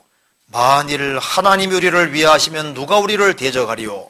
자기 아들을 아끼지 아니하시고 우리 모든 사람을 위하여 내어주신 이가 어찌 그 아들과 함께 모든 것을 우리에게 은사로 주지 아니하시겠느냐? 누가 능히 하나님의 택하신 자들을 송사하리요? 의롭다 하신 이는 하나님이시니 누가 정죄하리요? 죽으실 뿐 아니라 다시 살아나신 이는 그리스도 예수시니 그는 하나님 우편에 계신 자요 우리를 위하여 간구하시는 자시니라. 누가 우리를 그리스도의 사랑에서 끊으리요? 환난이나 공고나 핍박이나 기근이나 적신이나 위험이나 가리랴. 37절 같이 읽어보겠습니다. 그러나 이 모든 일에도 우리를 사랑하시는 이로 말미암아 우리가 넉넉히 이기느니라. 우리가 누굽니까? 구원을 받고 의롭다함을 얻고 주님이 기도해 주시는 그 사람. 누가 우리를 그리스도의 사랑에서 끊으리요? 우리가 넉넉히 이기느니라. 거듭난 사람이 이기는 자인 거예요. 그래서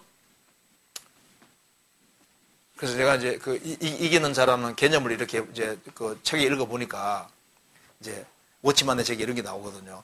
이 사람이 이제 담배를 못 끊고 있었거든요. 그래서 이제 자기 물 안 끊어지기 때문에 자기는 못한다는 걸 이제 이렇게 못한다는 걸 알고 주님께 막 기대가지고 드디어 담배를 끊었습니다. 그래서 이 형제 이긴 형제입니다. 담배 끊는 게 이기는 거예요? 아니. 나쁜 구습 하나 탁 끊는다고 이기는 그게 아닙니다. 이긴다는 말 자체가 그런 말이 아니에요.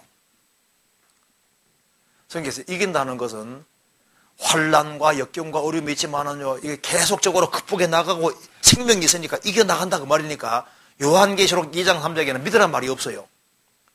구원받은 사람은 이기는 생명을 가지고 있는 사람이니까 당연히 이겨야 되기 때문에 이기는 자는 그렇게 나오는 거예요. 너 거듭났으면 그렇게 하라는 얘기거든요. 그래서 못 이기면 그런 걸 말하려는 게 아니에요. 그래서 이제 이렇게 해놓으니까 혼의 구원을 따로 만들어 놓고 그래서 혼의 구원을 이루는 사람이 천당국 속에 들어가는 식으로 이렇게 만들어 놓은 거예요. 성경에 혼의 구원이 없습니다. 영의 구원이 있고 이제 몸의 구원이 있고 혼 자체의 구원이 있는 것처럼 아마 그 틀린 얘기인 거예요. 그래서 그 위트니 스리가 쓴 번역하는 것 중에 회복력이라는 게 있어요. 회복력. 성경 번역본 중에 회복력이 있거든요. 회복력에 보면은 성경에서 그 혼의 구원이란 말을 그 우리나라 성경에는 영혼의 구원이라고 되어 있는데 그걸 혼의 구원으로 바꿔놨습니다. 혼 자체의 구원을 따로 만들어 놨는데 그건 한번 찾아봅시다. 여기에 베드로 전서 찾아봅시다. 1장 찾아봅시다.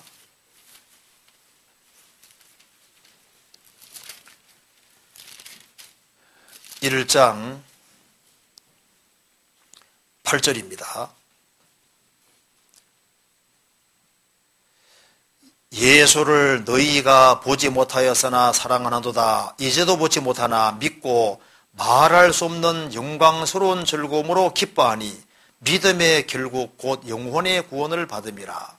여기 이제 믿음의 결국 곧 영혼의 구원을 받음이라 이렇게 되어 있는데 영혼이라는 말 자체가 헬라 말로 푸시케입니다. 이 푸시케라는 게 무슨 뜻이냐면은 이것이 보통 이제 우리 속성어를 할 때는 영혼몸 얘기하잖아요. 그런데 이 푸시케가 단독으로 쓰일 때는 항상 그 사람 자신을 가르치고 있습니다. 그러니까 푸시케라는 말이 들어가면은 단독으로 쓰이면은 그 사람 자신을 말하는 거예요. 그래서 마태복음 2장에 그 아기의 목숨을 찾던 자들이 죽었느니라. 예수님을 죽이려고 했지 않습니까? 아기의 목숨을 찾던 자들이 죽었느니라. 그 목숨이 푸시케거든요. 그러니까 아기의 혼 자체를 죽이려고 했다는 게 아니라 아기 자체를 죽이려고 했다 그런 뜻인 거예요. 사람이 온 천하 없고도 자기 영혼을 잃으면 목숨 잃으면 그 푸시케거든요. 네가 천하를 다 얻어도 네가 지옥 가면 무슨 소용이 있냐 그런 뜻이거든요. 그러니까 이게 푸시케라는 말이 단독으로 쓰이면은 그 사람 자신이기 때문에 푸시케가 단독으로 쓰일 때 영을 제하고 몸을 제하고 혼 자체를 가리키는 게 아니에요. 그렇기 때문에 우리나라 번역할 때 영혼이라고 잘 번역하고 있는 겁니다. 그래서 믿음의 결국 영혼의 구원을 받음이라 그 말은 믿어서 네 자신이 구원받은 거다 그런 말이거든요. 믿어서 네가 구원받은 거다 그런 말인 거예요.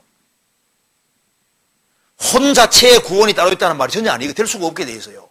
그런데 위트니스의 회복력에는 이제 이걸 마치 혼 자체의 구원이 따로 있는 것처럼 혼의 구원 이렇게 다 바꿔놨거든요. 그거는 의도적인 겁니다. 그래 번역하면 안 되는 거예요. 어쨌든 간에 그래서 이제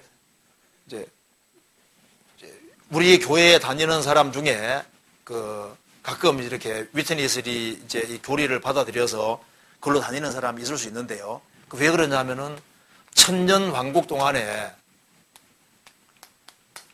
크리스찬들이 영원한 천국에는 가도 천년 왕국 동안에는 배제되어서 슬피 울며 이를 갈 수도 있다는 식으로 교리를 만들어 놓은 거예요. 혼의 구원을 못 이기고 이기는 자 부리에 속하지 아니하면은 배제되어서 천년 동안 바깥 어두운 데 쫓겨나서 불맛을 보고 고통받는 것처럼 이렇게 만들어 놨기 때문에 그게 딱 붙잡히는 거예요.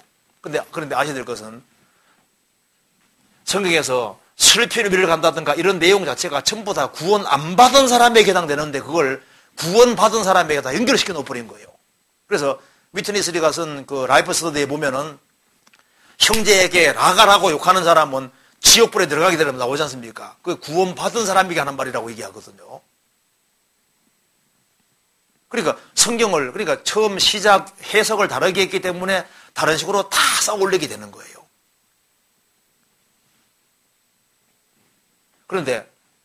그리고 영광은 천년 동안이냐? 천년 동안이 아닙니다. 성경에서는 영광은 영원하다고 되어 있고 천년왕국은 원래 교회를 위해 있는 게 아니에요.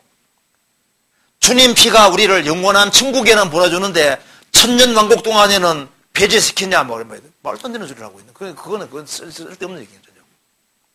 위트니스리 교리는요, 너무 틀린 것이 많기 때문에 나중에 한번 얘기해 보면 와, 세상에 그리 다를 수가 없어요. 그래서 이거 얘기하려면 제가 시간 많이 걸린다 그랬죠. 유태니스리 자체는요, 이제 더 이상 언급할 필요 없이 일단 천국하고 하나님 나라를 구별시켜 가지고 교리가 만들어지게 된 겁니다. 그래서 새로운 체계가 만들어져 있는 거예요. 성경과는 완전히 다르게 되어 있습니다. 그리고 이제 구원받는 것 자체를 이제 주의 이름을 부르는 자는 구원받는다는 개념으로 만들어놨기 때문에 이게 사람이 주의 이름을 부른다는 뜻이 또 그것도 거듭나는 것 자체도 개념이 상당히 다르게 되어 있거든요. 그러니까 시작부터 다 다르게 되어 있어요. 그래서 이거 성경적으로 진짜 문제가 심각하다고 말할 수 있습니다. 그렇게 요즘 말로 있으면 되고 그다음 넘어갑시다. 일단은 나중에 혹시 진짜 궁금한 사람 있으면 따로 오잖아요. 개인적으로 해서 얘기하면 되겠습니다. 일단 요 정도만 일단 얘기하면 되겠죠? 넘어가면 되겠죠? 그다음 넘어가 봅시다. 다른 교회에서는 주기도문을 예배할 때 외웁니다. 또 사도신경도 중요하게 생각하고 외우고 있습니다. 우리 교회는 주기도문이나 사도신경을 외우라고 하지 않는데 이유가 무엇이고 주기도문과 사도신경을 어떻게 이해하는지요? 먼저 주기도문 잠깐 봅시다. 마태복음 5장, 마태복음 6장 봅시다. 6장 9절에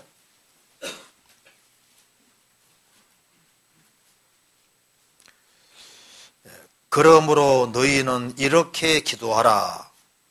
하늘에 계신 우리 아버지여, 이름이 거룩히 여김을 받으시오며 나라의 임하옵시며 뜻이 하늘에서 이룬 같이 땅에서도 이루어지이다. 오늘날 우리에게 일용할 양식을 주옵시고 우리가 우리에게 죄 지은 자를 사하여 준 것 같이 우리 죄를 사하여 주옵시고 우리를 시험에 들게 하지 마옵시고 다만 악에서 구하옵소서. 대개 나라와 권세와 영광이 아버지께 영원히 싸움나이다. 아멘. 이렇게 옛날부터 외워왔잖아요. 근데 아까 물어봅니다. 그럼 대개가 무슨 뜻이야? 하면 잘 모릅니다. 대개 나라와 권세와 영광이 아버지께 영원히 싸움나이다. 그럼 대개가 무슨 뜻이야? 물으면요. 몰라요. 다들 외우는데 대개란 말이 대다수 사본에는 나라와 권세와 영광이 아버지께 영원히 싸움나이다. 이 구절이 들어있기 때문에 이제 한다 그런 뜻인 거예요. 대개란 말은 대다수 사본에는 요 구절이 나와 있는데 어떤 사본에는 요 구절이 없는데도 있다 그런 뜻입니다. 그런데 여기에 이제 이 주기도문은 예배의식에서 외우라는 얘기가 아닙니다. 예배의식에서 외우면 문제가 생길 수 있어요. 왜냐하면 하늘에 계신 우리 아버지 하면 잠깐만 너 언제 내 아들 됐어? 이것이 기도의 제목을 주님이 알려주신 거예요. 예배의식에서 사용하라는 말이 아닙니다. 이런 순서를 따라서 이렇게 기도하라는 거예요. 이렇게 기도 제목을 알려주신 거예요. 그래서 하늘에 계신 우리 아버지여, 사람이 거듭나야만 아버지 아들이 되는 겁니다. 그렇죠? 그러니까 이제 이 기도를 하려면요 반드시 거듭부터 나야 되는 거예요. 성경 찾아봅시다. 로마서 8장 보시겠습니다.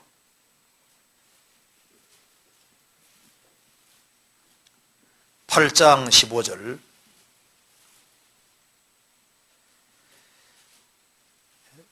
너희는 다시 무소화하는 종의 영을 받지 아니하였고 양자의 영을 받았으므로 아바 아버지라 부르짖느니라. 성령이 친히 우리 영으로 더불어 우리가 하나님의 자녀인 것을 증거하시나니. 사람이 거듭나서 성령을 받아야만 하나님을 아바 아버지라 부를 수 있는 겁니다. 갈라디아서 3장 보시겠습니다. 갈라디아서 4장 6절을 같이 읽어보겠습니다. 6절. 너희가 아들인 고로 하나님이 그 아들의 영을 우리 마음 가운데 보내사 아바 아버지라 부르게 하셨느니라. 그러니까 하늘에 계신 우리 아버지여, 이것은 거듭난 사람만 할 수 있는 기도인 겁니다. 요한복음 8장 보면 유대인들이 하나님은 우리 아버지라 하니까 너희 아버지는 마귀라고 주님 말씀하셨잖아요. 하늘에 계신 우리 아버지여, 거듭난 사람이 할 수 있는 기도인 겁니다. 자, 마태복음 6장 다시 봅시다. 그래서 그러므로 너희는 이렇게 기도하라. 하늘에 계신 우리 아버지여, 이름이 거룩히 여김을 받으시오며. 이것이 딸딸 애우라는 얘기가 아니고 사람이 거듭나면 제일 먼저 하나님 아버지 감사합니다. 그 기도가 나오게 되는 거예요. 그 다음 나오는 기도가 뭐냐 하면은 이름이 거룩히 여김을 받으시오며 하나님 내가 오늘 하루 살아가는 데 있어서 하나님 이름에 욕을 돌리지 않도록 하나님은 원래 영광스러운 분입니다. 원래 거룩한 분인데 그 하나님의 이름에 누가 되지 않도록 하루하루를 정말 하나님께 영광되도록 하나님 이름에 욕을 안 돌리도록 조심스럽게 생활을 살도록 도와주세요 하는 기도인 거예요. 그잖아요. 그러니까 처음에는 하나님 아버지 감사합니다. 그 기도가 나오고 그 다음 기도는 이제 애가 좀 철이 들으면요. 자기 행동에 따라서 아버지 이름에 욕이 들어갈 수 있으니까 하나님 내가 생애 속에 생활 속에서 하나님 이름에 욕을 안 돌리도록 하나님은 원래 거룩하시고 영광스러운 분인데 그 하나님 이름에 누를 끼치지 않는 그런 삶을 살도록 도와주시오. 그 기도를 하게 된다 그 말입니다. 그리고 나라 임하옵시며 이게 애오란 말이 아니라 나라 임하옵시며 이 기도를 하게 된다 그 말입니다. 이 뜻이 무슨 뜻이냐 하면은 구원을 받고 나면은 나라가 두 개밖에 없어요. 사탄의 나라와 하나님의 나라 둘밖에 없거든요. 그래서 어떻게 나라가 임하냐 하면은 한 사람이 거듭날 때 나라가 임하는 거예요. 구원받은 사람이 나라거든요. 그래서 다른 사람이 구원받아야만 나라가 확창이 되는 겁니다. 그래서 하나님 나라 확창을 위해서 기도하고 또 그렇게 전도해서 구원의 길을 인도하는 뜻이거든요. 그 나라가 뭔지 한번 찾아봅시다. 여기에 성경 베드로 전서 2장 보세요.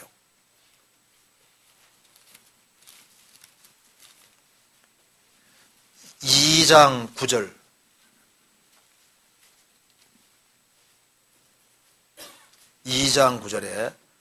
오직 너희는 택하신 족속이요 왕같은 제사장들이요 거룩한 나라요 그의 소유된 백성이니 이는 너희를 어두운 데서 불러내어 그의 기이한 빛에 들어가게 하신 자의 아름다운 덕을 선전하게 하려 하심이라. 거듭난 너희는 거룩한 나라요. 거듭난 사람들이 나라거든요. 주님이 통치하시잖아요. 성경 요한계시록 1장 봅시다. 1장 5절 1장 6절 봅시다. 6절에 그 하나님 아버지 하나님을 위하여 우리를 나라와 제사장으로 삼으신 그에게 영광과 능력이 세토록 있기를 원하노라. 아멘. 거듭난 사람을 나라라고. 그래서 나라의 임하옵시며 이 말은 무슨 말입니까? 이제 거듭나고 나면은요 하나님 아버지 감사합니다. 그 다음 기도가 하나님 내가 하나님 이름에 욕 돌리지 않도록 매사에 정말 조심스럽게 생활을 살 수 있도록 도와주세요. 그 다음에 하나님 우리 집에 누구누구 아직 구원 안 받았으니까 그 가족 식구들을 구원 받도록 도와주세요. 그래서 한 사람 한 사람을 주님 품으로 인도할 때 주님이 그 사람을 통치하게 되니까 나라가 임하게 되는 겁니다. 그래서 다른 사람 영혼을 건지기 위해서 기도하라는 뜻이고 또 실제로 건져가라는 얘기인 거예요. 그리고 뜻이 하늘에서과 땅에서도 이루어지이다. 구약시대 때는 하나님의 뜻이 이스라엘 통해 이루어졌잖아요. 신약시대 때는 하나님의 뜻이 교회 통해서 이루어지기 때문에 이제 구원받고 난 이후에 교회가 뭔구나 하는 걸 알고 주님 몸된 교회에 연결되어 지체로서 자기 역할을 할 때 하나님 나라가 임하는 데 동참하게 되는 거예요. 그래서 주님 역사가 이루어지는 그 교회 안에 연결되어서 주의 역사에 동참하는 그래서 기도가 확장이 돼 가는 겁니다. 그러니까 이것이 기도의 제목을 말하는 것이지 예배의식에 사용하라고 하는 것이 아닌 거예요. 천국 갔을 때 왜 예배의식에 주기도문 안 했냐 해서 주님 문제 삼지 않으십니다. 주님이 예배의식에 사용하라고 한 적이 없잖아요. 이렇게 기도하라 그랬지 예배의식 사용하라고 한 것이 아닌 거예요. 그리고 더 나아가서 사도신경은 일단 사도신경이란 말부터 일단 문제가 있습니다. 사도가 사도신경을 써준 적이 없잖아요. 그리고 이 사도신경이 지금 이 공개적으로 이렇게 아주 이런 형태로 사용하게 된 것은 정확히 말하자면 AD 8세기 정도 됩니다. AD 8세기. 그래서 그 프랑크 왕국의 사르마뉴 대제 때 그때 범국가적인 차원으로 처음으로 이제 이 사도신경을 하게 되는 거예요. AD 8세기입니다. 그러니까 지금 사도신경식으로 이렇게 형성이 된 것이 AD 8세기경에 되는 거니까 그전에는 사도신경이 이런 형태로 되어 있지 않았습니다. 그러면 예수님 모시고 거의 한 700년 가까이까지 사도신경이라는 걸 전혀 안 하고 살았는데, 그러면 그 전에 사도신경 있기 전에 크리스천들은 뭐예요? 그리고 우리 교회가 사도신경 안 하는데요. 사도신경 안 하는 교회가 꽤 많습니다. 우리만 안 하는 게 아니에요. 그리고 사도신경을 안 하는 데는 이유가 있습니다. 사도신경 내용 중에 맞는 건 우리가 그대로 믿고 있어요. 거듭나면 다 믿어지거든요. 믿어지는데 안 맞는 부분이 좀 있어요. 사도신경 한번 살펴봅시다. 여기에 찬송가에 붙어있죠. 보면은 전능하사 천지를 만드신 하나님 아버지를 내가 믿사오며, 원래 전능하사 천지를 만드시나면 안 되고 창조하시니라 해야 더 맞습니다. 만드신 것과 창조한 것은 완전히 다릅니다. 창조는 무의 수요를 만드는 게 창조고, 만든 것은 이미 있는 것 형태 바꾸면 하는 거기 때문에 전능하사 천지를 창조하신 하나님 아버지 내가 믿으면 이렇게 해야지 더 맞는 거예요. 그리고 그 외아들 우리 주 예수 그리스도를 믿사오니, 믿죠? 이는 예수님은 성령으로 잉태하사 동정녀 마리아에게 나시고, 그런데 원래 원사도신경에는 그 동정녀가 이 virgin, 이것이 대문자로 되어 있습니다. 그냥 처녀지, 이게 대문자 쓰는 것은요, 신성 높이를 때만 이렇게 보통 이렇게 쓰는 거예요. 그러니까 이 마리아 할 때는 버진 할 때 이 대문자 쓰면 원래 안 되는 겁니다. 근데 원사도신경에 대문자로 되어 있고 영어 성경 밑에도 보면 대문자로 써놨는데 버진 이렇게 할 대문자 쓰면 안 되는 거예요. 원래 소문자로 써야 되는 겁니다. 성경에서 마리아가 예수님을 낳는데 사용된 것은 맞지만은 특별시 하는 건 합당하지 않거든요. 그리고 본디오 빌라도에게 고난을 받으사, 본디오 빌라도는 예수님을 안 죽이려고 했잖아요. 손주셨습니다. 그러니까 본디오 빌라도는 이제 죽음 건너가서 얼마나 화가 나겠습니까? 매 주일마다 전 세계적으로 사도신경 오면서 본디오 빌라도 고난 받아서 하는데, 본디오 빌라도가 야 내가 죽이려고 했냐, 나는 안 죽이려고 손까지 썼고 어쩔 수 없이 나는 이게 죽는데 넘겨줬는데 왜 내가 주동자인 것처럼 자꾸 내 얘기에 덜먹이냐 할 거 아니에요. 그리고 십자가 박혀 죽으시고 장사한 지 사흘 만에 죽은 자가 다시 살아나시며 이렇게 되어 있는데, 원사도신경에는 이렇게 안 되어 있습니다. 원사도신경에는 어떻게 되어 있냐면은 영어에도 밑에 나와 있죠. Was crucified, dead and buried. He descended into hell. The third day he rose again from the dead. 이렇게 되어 있잖아요. 그러니까 crucified, 못 박히시고, dead, 죽으시고, buried, 장사되시고, 그리고 예수님은 지옥에 내려가셨다가 제3일에 죽은 자들로부터 다시 살아나셨다. 이렇게 되어 있는데, He descended into hell, 지옥에 내려가셨다는 구절이 있는데 개신교 사도신경에는 없잖아요. 사도신경이 사도들이 써준 거면요, 절대 여기에다 빼놓으면 안 되는 거예요. 예수님은 지옥에 가신 것이 아니기 때문에 위에는 지옥 같은 말이 없잖아요. 그러니까 만일 사도신경을 사도들이 했고 이것이 정말 해야 될 것이라면 다 고백해야지 왜 일부 빼놓냐 그 말입니다. 그렇잖아요. 그 다음에 전능하신 하나님 우편에 앉아 계시다가 저리로서 우편에서부터 산자와 죽은 자를 심판하러 오시리라. 성령을 믿사오며 거룩한 공회와, 우리는 무슨 거룩한 공회를 믿어요. 그래서 원사도신경에는 홀리 캐톨릭 처치라고 되어 있습니다. 가톨릭 교회라고 되어 있거든요. 가톨릭 교회를 믿사오며, 근데 이제 가톨릭을 유니버셜이라고 바꿔가지고, 가톨릭이 원래 보편적 그런 뜻이니까 유니버셜 처치라고 그러는데 원래 가톨릭에서 만들어낸 거고 원래 홀리 캐톨릭 처치예요. 근데 그러니까 이제 이걸 할 때 거룩한 공회와 이게 애매하게 해놔가지고 이게 공교회인지 공회인지 헷갈리게 딱 만들어 놨습니다. 성도가 서로 교통하는 것과 이게 성도가 서로 교통하는 거가 원래 가톨릭에서 만들 때는 이게 원래 죽음 건너간 성인들과의 통공입니다. 원래 만들 때는 그렇게 만들어져 있는데 지금 그 개념이 다르게 되고 있는데 성도가 서로 교제하는 것과 우리는 이렇게 이해하지 않습니까? 그리고 이제 죄를 사하여 주시는 것과 이것은 요한일서로 말하는 겁니다. 원래 속죄와 형벌에 관한 것은 십자가에 죽으시고 부활하는 앞에다가 언급해야 되는 거예요. 예수님이 우리 죄를 처리하기 위해 죽으시고 우리를 의롭다 하기 위해서 부활하셨다는 얘기가 들어가면 얼마나 좋았겠어요. 그런데 그거 빼놓고 죄를 사해 주시는 것이 따로 떨어져 있으니까 이것은 이미 거듭난 하나님 자녀가 생활 속에서 죄 짓는 이걸 있을 때 자백하고 돌이키는 그 문제거든요. 그런데 이 죄가 여기만 딱 거론되어 있으니까 예수님은 예수님대로 죽었고 자기는 죄 때문에 또 답답한 거예요. 그리고 몸이 다시 사는 것과 영원히 사는 걸 비사옵나이다 하면 거듭난 사람은 여기에 맞는 건 다 믿어지잖아요. 사도신경이 일단 성경하고 안 맞는 부분도 있고 또 원사도신경에서 고백하는 거하고 또 다르고 이것이 또 사도들이 서준 거와 관계없고 그렇기 때문에 여기에 해당되는 중요한 내용은 우리가 믿고 있거든요. 맞는 건 다 믿고 있는 거예요. 그런데 이것을 예배의식에서 공적으로 사용하라고 주님 명령하신 것도 없고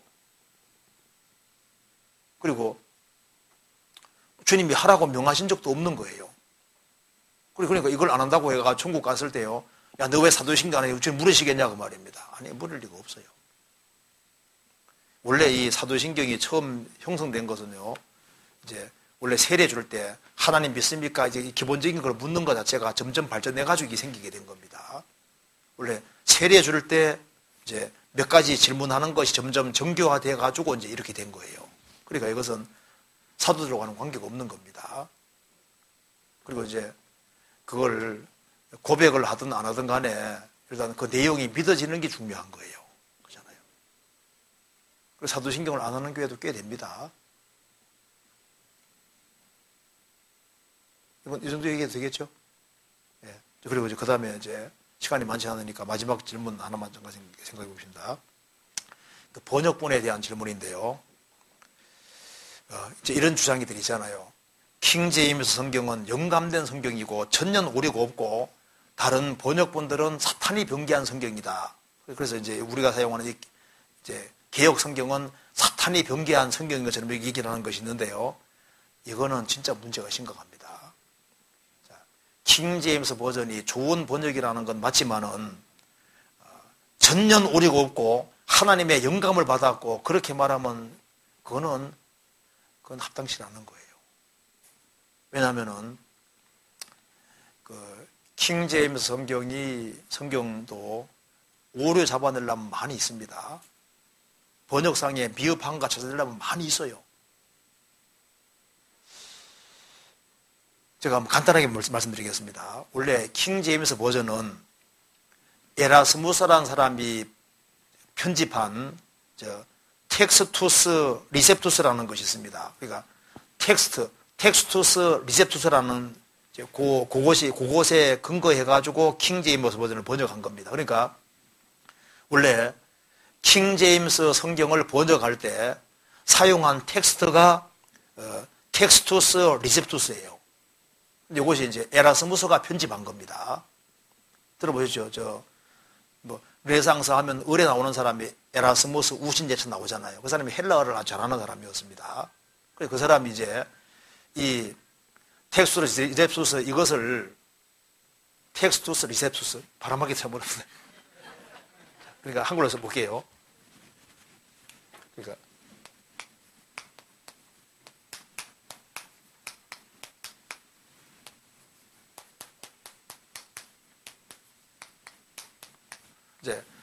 이제 이걸 에라스무스가 원래 편집한 겁니다. 이 편집할 때 이제 5개 내지 6개 헬라어 사본 가지고 이렇게 5개 내지 6개 사본 이걸 가지고서 이걸 이제 편집한 거예요. 근데 지금은 이제 이 헬라어 사본이 이 당시에는 5개, 6개밖에 없었는데, 지금은요, 헬라어 사본 수가 5,400개가 넘습니다. 5,400개가 넘는데, 이제 소수의 사본, 이제 요걸 가지고서 편집을 했는데요. 편집할 때, 이 에라스무스라는 사람이 편집할 때, 요한계시록 같은 경우는 사본이 그 당시 하나밖에 없었습니다.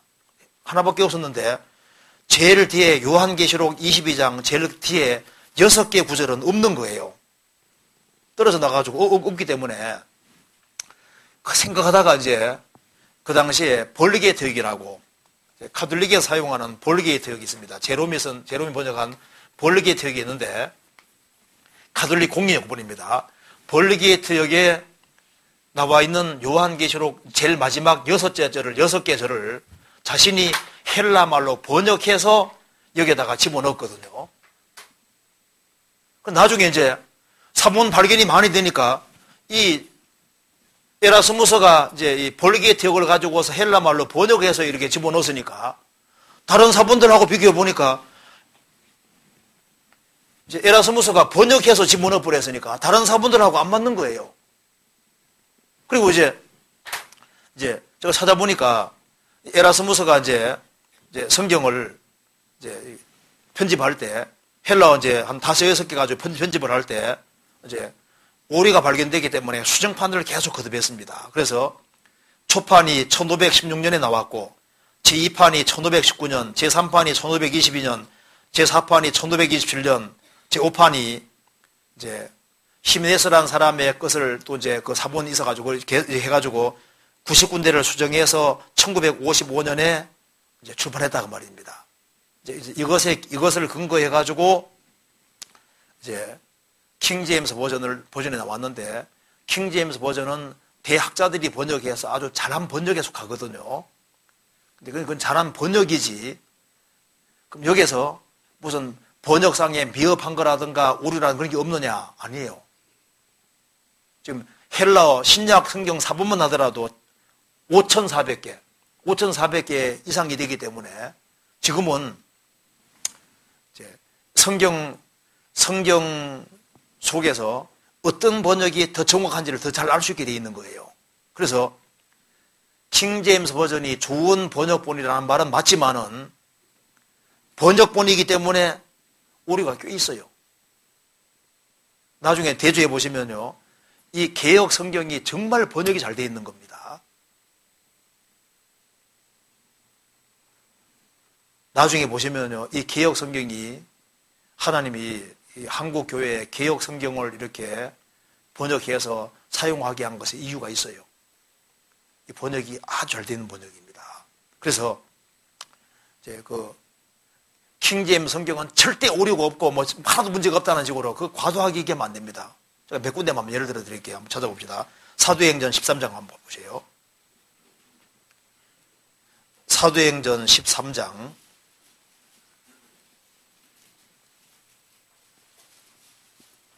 19절을 제가 읽어보겠습니다.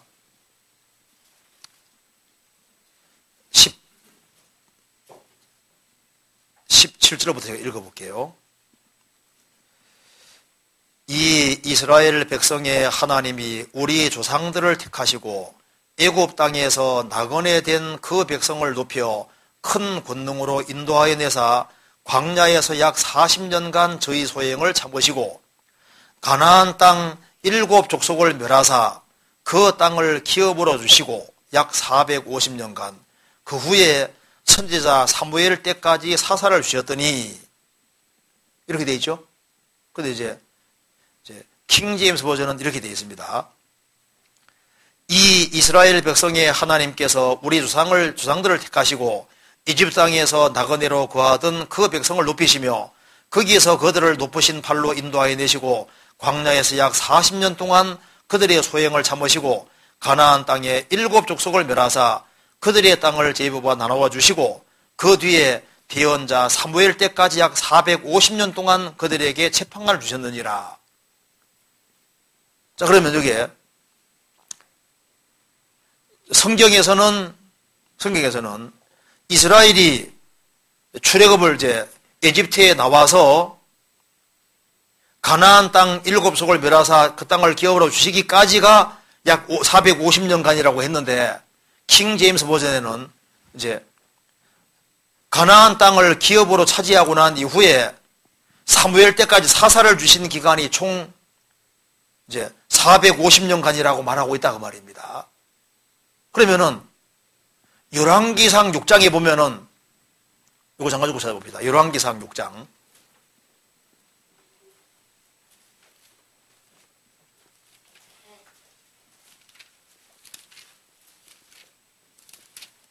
(6장) 1절에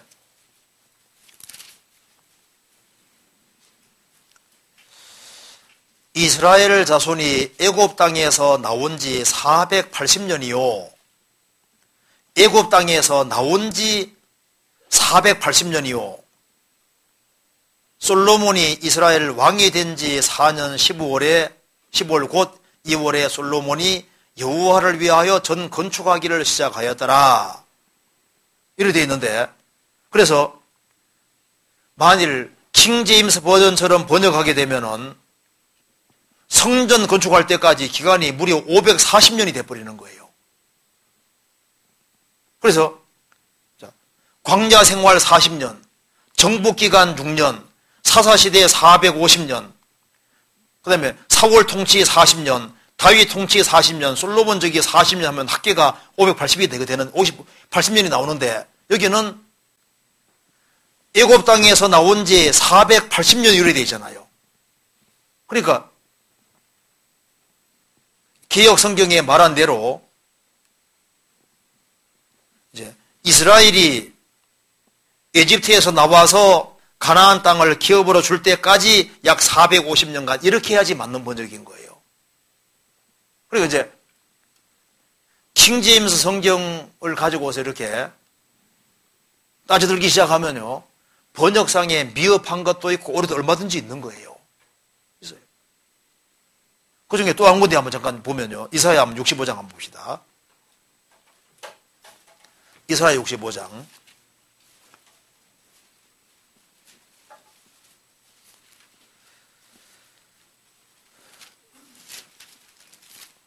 (65장) 한번 봅시다. 11절.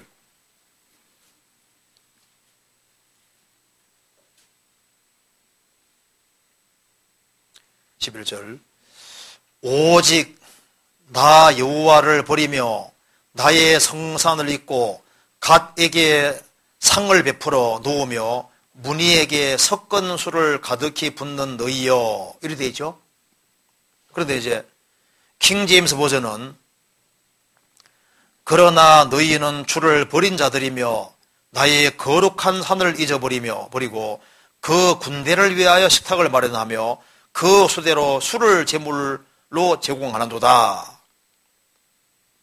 여기서 이제 문제되는 단어가 가드와 문인데, 킹 제임스 버전에서는 가드를 군대로, 문의를 수라고 이제 번역을 해서 도대체 뭘 말하는지 모르게 되어 있었는데요.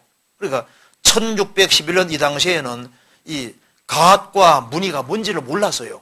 근데 이제 지금 고고학이 발달하고 해서 이것이 바벨론의 신이라는 것을 알아내게 되는 겁니다. 그래서 갓은 2번 밑에 뭐라 했습니까? 운수신, 문의는 운명신이거든요. 그러니까 이 바벨론이라는 나라에서 이게 가드는 행운의 신이고 문의는 이제 운명의 신. 이게 우상이라는 것을 알게 되니까 킹 제임스 버전 번역할 때는 이 갓이 뭔지를 몰랐거든요. 문의가 뭔지 모르니까 이렇게 해가지고 이제 가드를 군대라고 문의를 수라고 이렇게 번역을 했다 그 말입니다. 사실 이거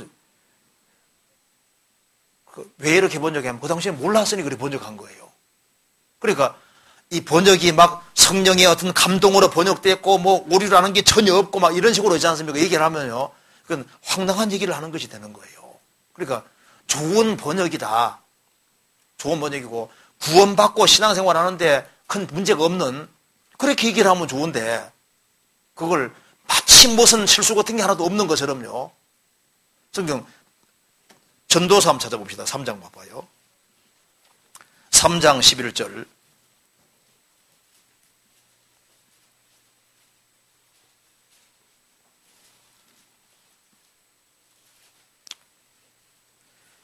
하나님이 모든 것을 지으시되 때를 따라 아름답게 하셨고 또 사람에게 영원을 사모하는 마음을 주셨느니라. 이래 되죠.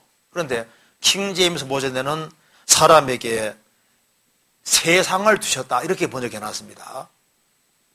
그런데 이 세상이란 이 단어가 히브리 말로 울람인데 전도서에서 땅은 영원히 뜨다 뭐 영원 나오면 전부 다 울람인데 여기만 세상이라고 번역해 놨거든요. 그래서 뉴 킹제임스 버전에서는 이터널리티라고 바꿔놨습니다. 원래 번역할 때 영원이라고 해야만 맞는 거예요. 세상이라고 번역하면 번역상 오류를 범한 겁니다. 그러니까 우리나라 성경은 굉장히 정직한 성경입니다. 왜냐하면 사본에 있는 것은 있고 없는 건 없다고 표시해 줬잖아요. 그죠? 그런데 에라스무스가 성경을 편집할 때는 5개, 6개의 사본 갖다 놓고 일단은 대조하면서 다 집어넣는 길을 택한 거예요. 그래서 사본을 하나로 그러니까 5개, 6개 사본을 짜집게 해가지고 한 사본으로 딱 만든 거예요. 그러니까 없음이란 구절이 없죠. 그런데 지금 5,400개 정도의 사본이 있으니까 사본 대조에 가면서 이제 사본에 있는 것은 있고 없는 건 없고 그대로 표시했으니까 이게 얼마나 정직한 성격인데요. 사실 정직하지 않다고 하면 오히려 짜집게 한 것이 오히려 정직하지 않은 거예요. 이게 정직한 성경입니다. 그러니까 하나님께서 이 성경을 사용하시고 이 성경 통해 사람을 계속 구원받고 거듭나 이렇게 하시잖아요. 그렇잖아요. 여기 몇 군데부터 찾아볼까요? 여기 빌립보서 1장 찾아봅시다. 1장 13절에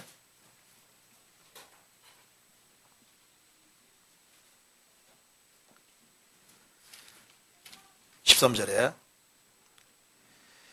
이러므로 나의 매임이 그리스도 안에서 온 시위대 안과 기타 모든 사람에게 나타났으니. 그런데 킹제임스 버전에는 나의 갇힘, 그리스도 안에서 나의 갇힘이 모든 궁전 안과 다른 모든 곳에서 나타났더니. 그런데 궁전이 아니고 시위대가 맞습니다. 프라토리온인데 궁전이 아니라 시위대라고 이렇게 번역해야만 이게 맞는 번역인 거예요. 궁전이 아닌 겁니다. 그리고 여기에 또 성경 찾아봅시다. 여기 빌립보서 3장 20절에 예를 들면 여기에 오직 우리의 시민권은 하늘에 있는지라. 그런데 킹제임스 버전에는 Our conversation is in heaven. 우리의 대화, 이게 언행과 행동 방식이 하늘에 있는지라. 원래 이게 여기에 우리의 시민권이라고 번역해야만 원문하고도 맞아요.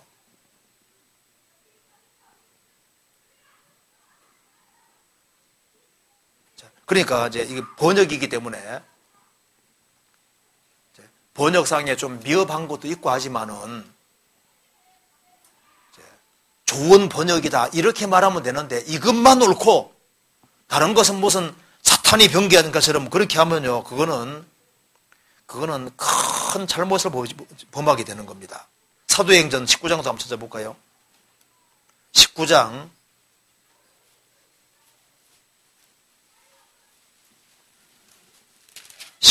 37절.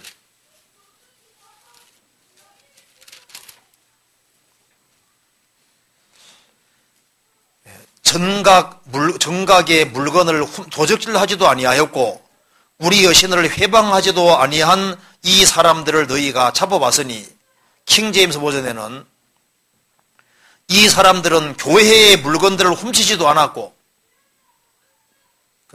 which are neither robbers of churches 교회라고 되어 있는 교회들의 물건들을 훔치지도 않았다.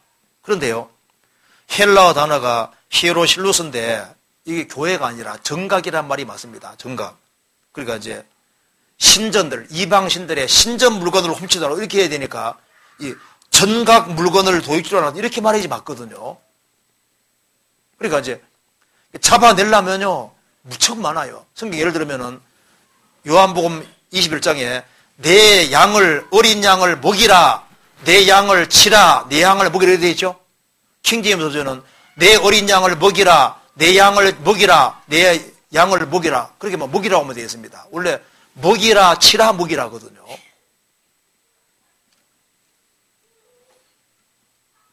한 군데 더 봅시다. 디모데전서 6장 봅시다.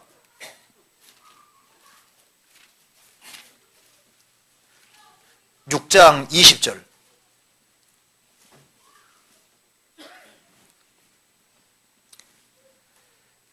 디모데야, 내게 부탁한 것을 지키고 거짓 일컫는 지식에 망령되고 한 말과 변론을 피하라. 여기 거짓 일컫는 지식이라고 되어 있는데 킹제임스 버전에는 사이언스로 되어 있습니다. 그런데 1611년 이 당시에 사이언스는 원래 이게 사이언스라 그러면 다 안다는 뜻입니다. 그래서 컨션스, 양심할 때도 이게 함께란 말이 있고 안다는 뜻이 들어가 있는 거거든요. 그러면 이제 그 사이언스, 그 옴니센스 하면은 전능이 전지잖아, 전지. 옴니센스, 옴니는 전체란 말이고 사이언스 안다는 얘기니까 모든 걸 안다, 옴니센스 이렇게 되는 거거든요. 그러니까 이제 이 성경이 기록될 킹제임스 버전 당시에는 사이언스 하면 체계화된 지식이라는 뜻이니까 킹제임스 버전은 맞게 번역했는데 이걸 현대용어로 번역하는 사람들은 사이언스라 됐으니까 과학이라고 번역하는데 과학이 아니에요. 헬라 원문에도 지식이지 과학이 아니거든요. 자, 어쨌든 간에 이 성경을 번역하는 데 있어서 이 개역 성경이든 킹제임스 성경이든 좋은 번역본인데 이것만 뭐 완벽하고 뭐 다른 거 뭐 절대 오류가 없고 뭐 이런 식으로 하지 않습니까? 그렇게 하면 그게 과도한 거예요. 그래서 우리가 개역 성경하고 개정 개혁 나왔잖아요. 근데 개정 개혁은 개정 개혁이라는 이유가 있습니다. 왜냐하면 원문의 내용하고 너무 다른 게 많게 만들어 버렸어요. 그래서 이 개정 개혁보다 개혁 성경이 훨씬 잘 되어 있는 겁니다. 그래서 이걸 사용하는 거예요. 그리고 이거보다 정말 더 나은 번역을 만들어낼 수 있으면 좋은데 아직은 못 만들어냅니다. 일단 이건 이 정도만 얘기를 하고 그 다음에 이렇게 질문이 많이 있는데요. 오늘 여기까지 다시 지났으니까 여기까지 하고 어쨌든 간에 이 성경이 아주 좋은 번역입니다. 그리고 이제 킹제임스 버전 옹호하는 사람들은 하나님이 번제할 양을 친히 준비하시리라. 킹제임스 버전에 하나님은 하나님 자신이 친히 번제할 양이 될 것처럼 이렇게 해놨는데요. 사실 우리 개역 성경이 더 맞는 겁니다.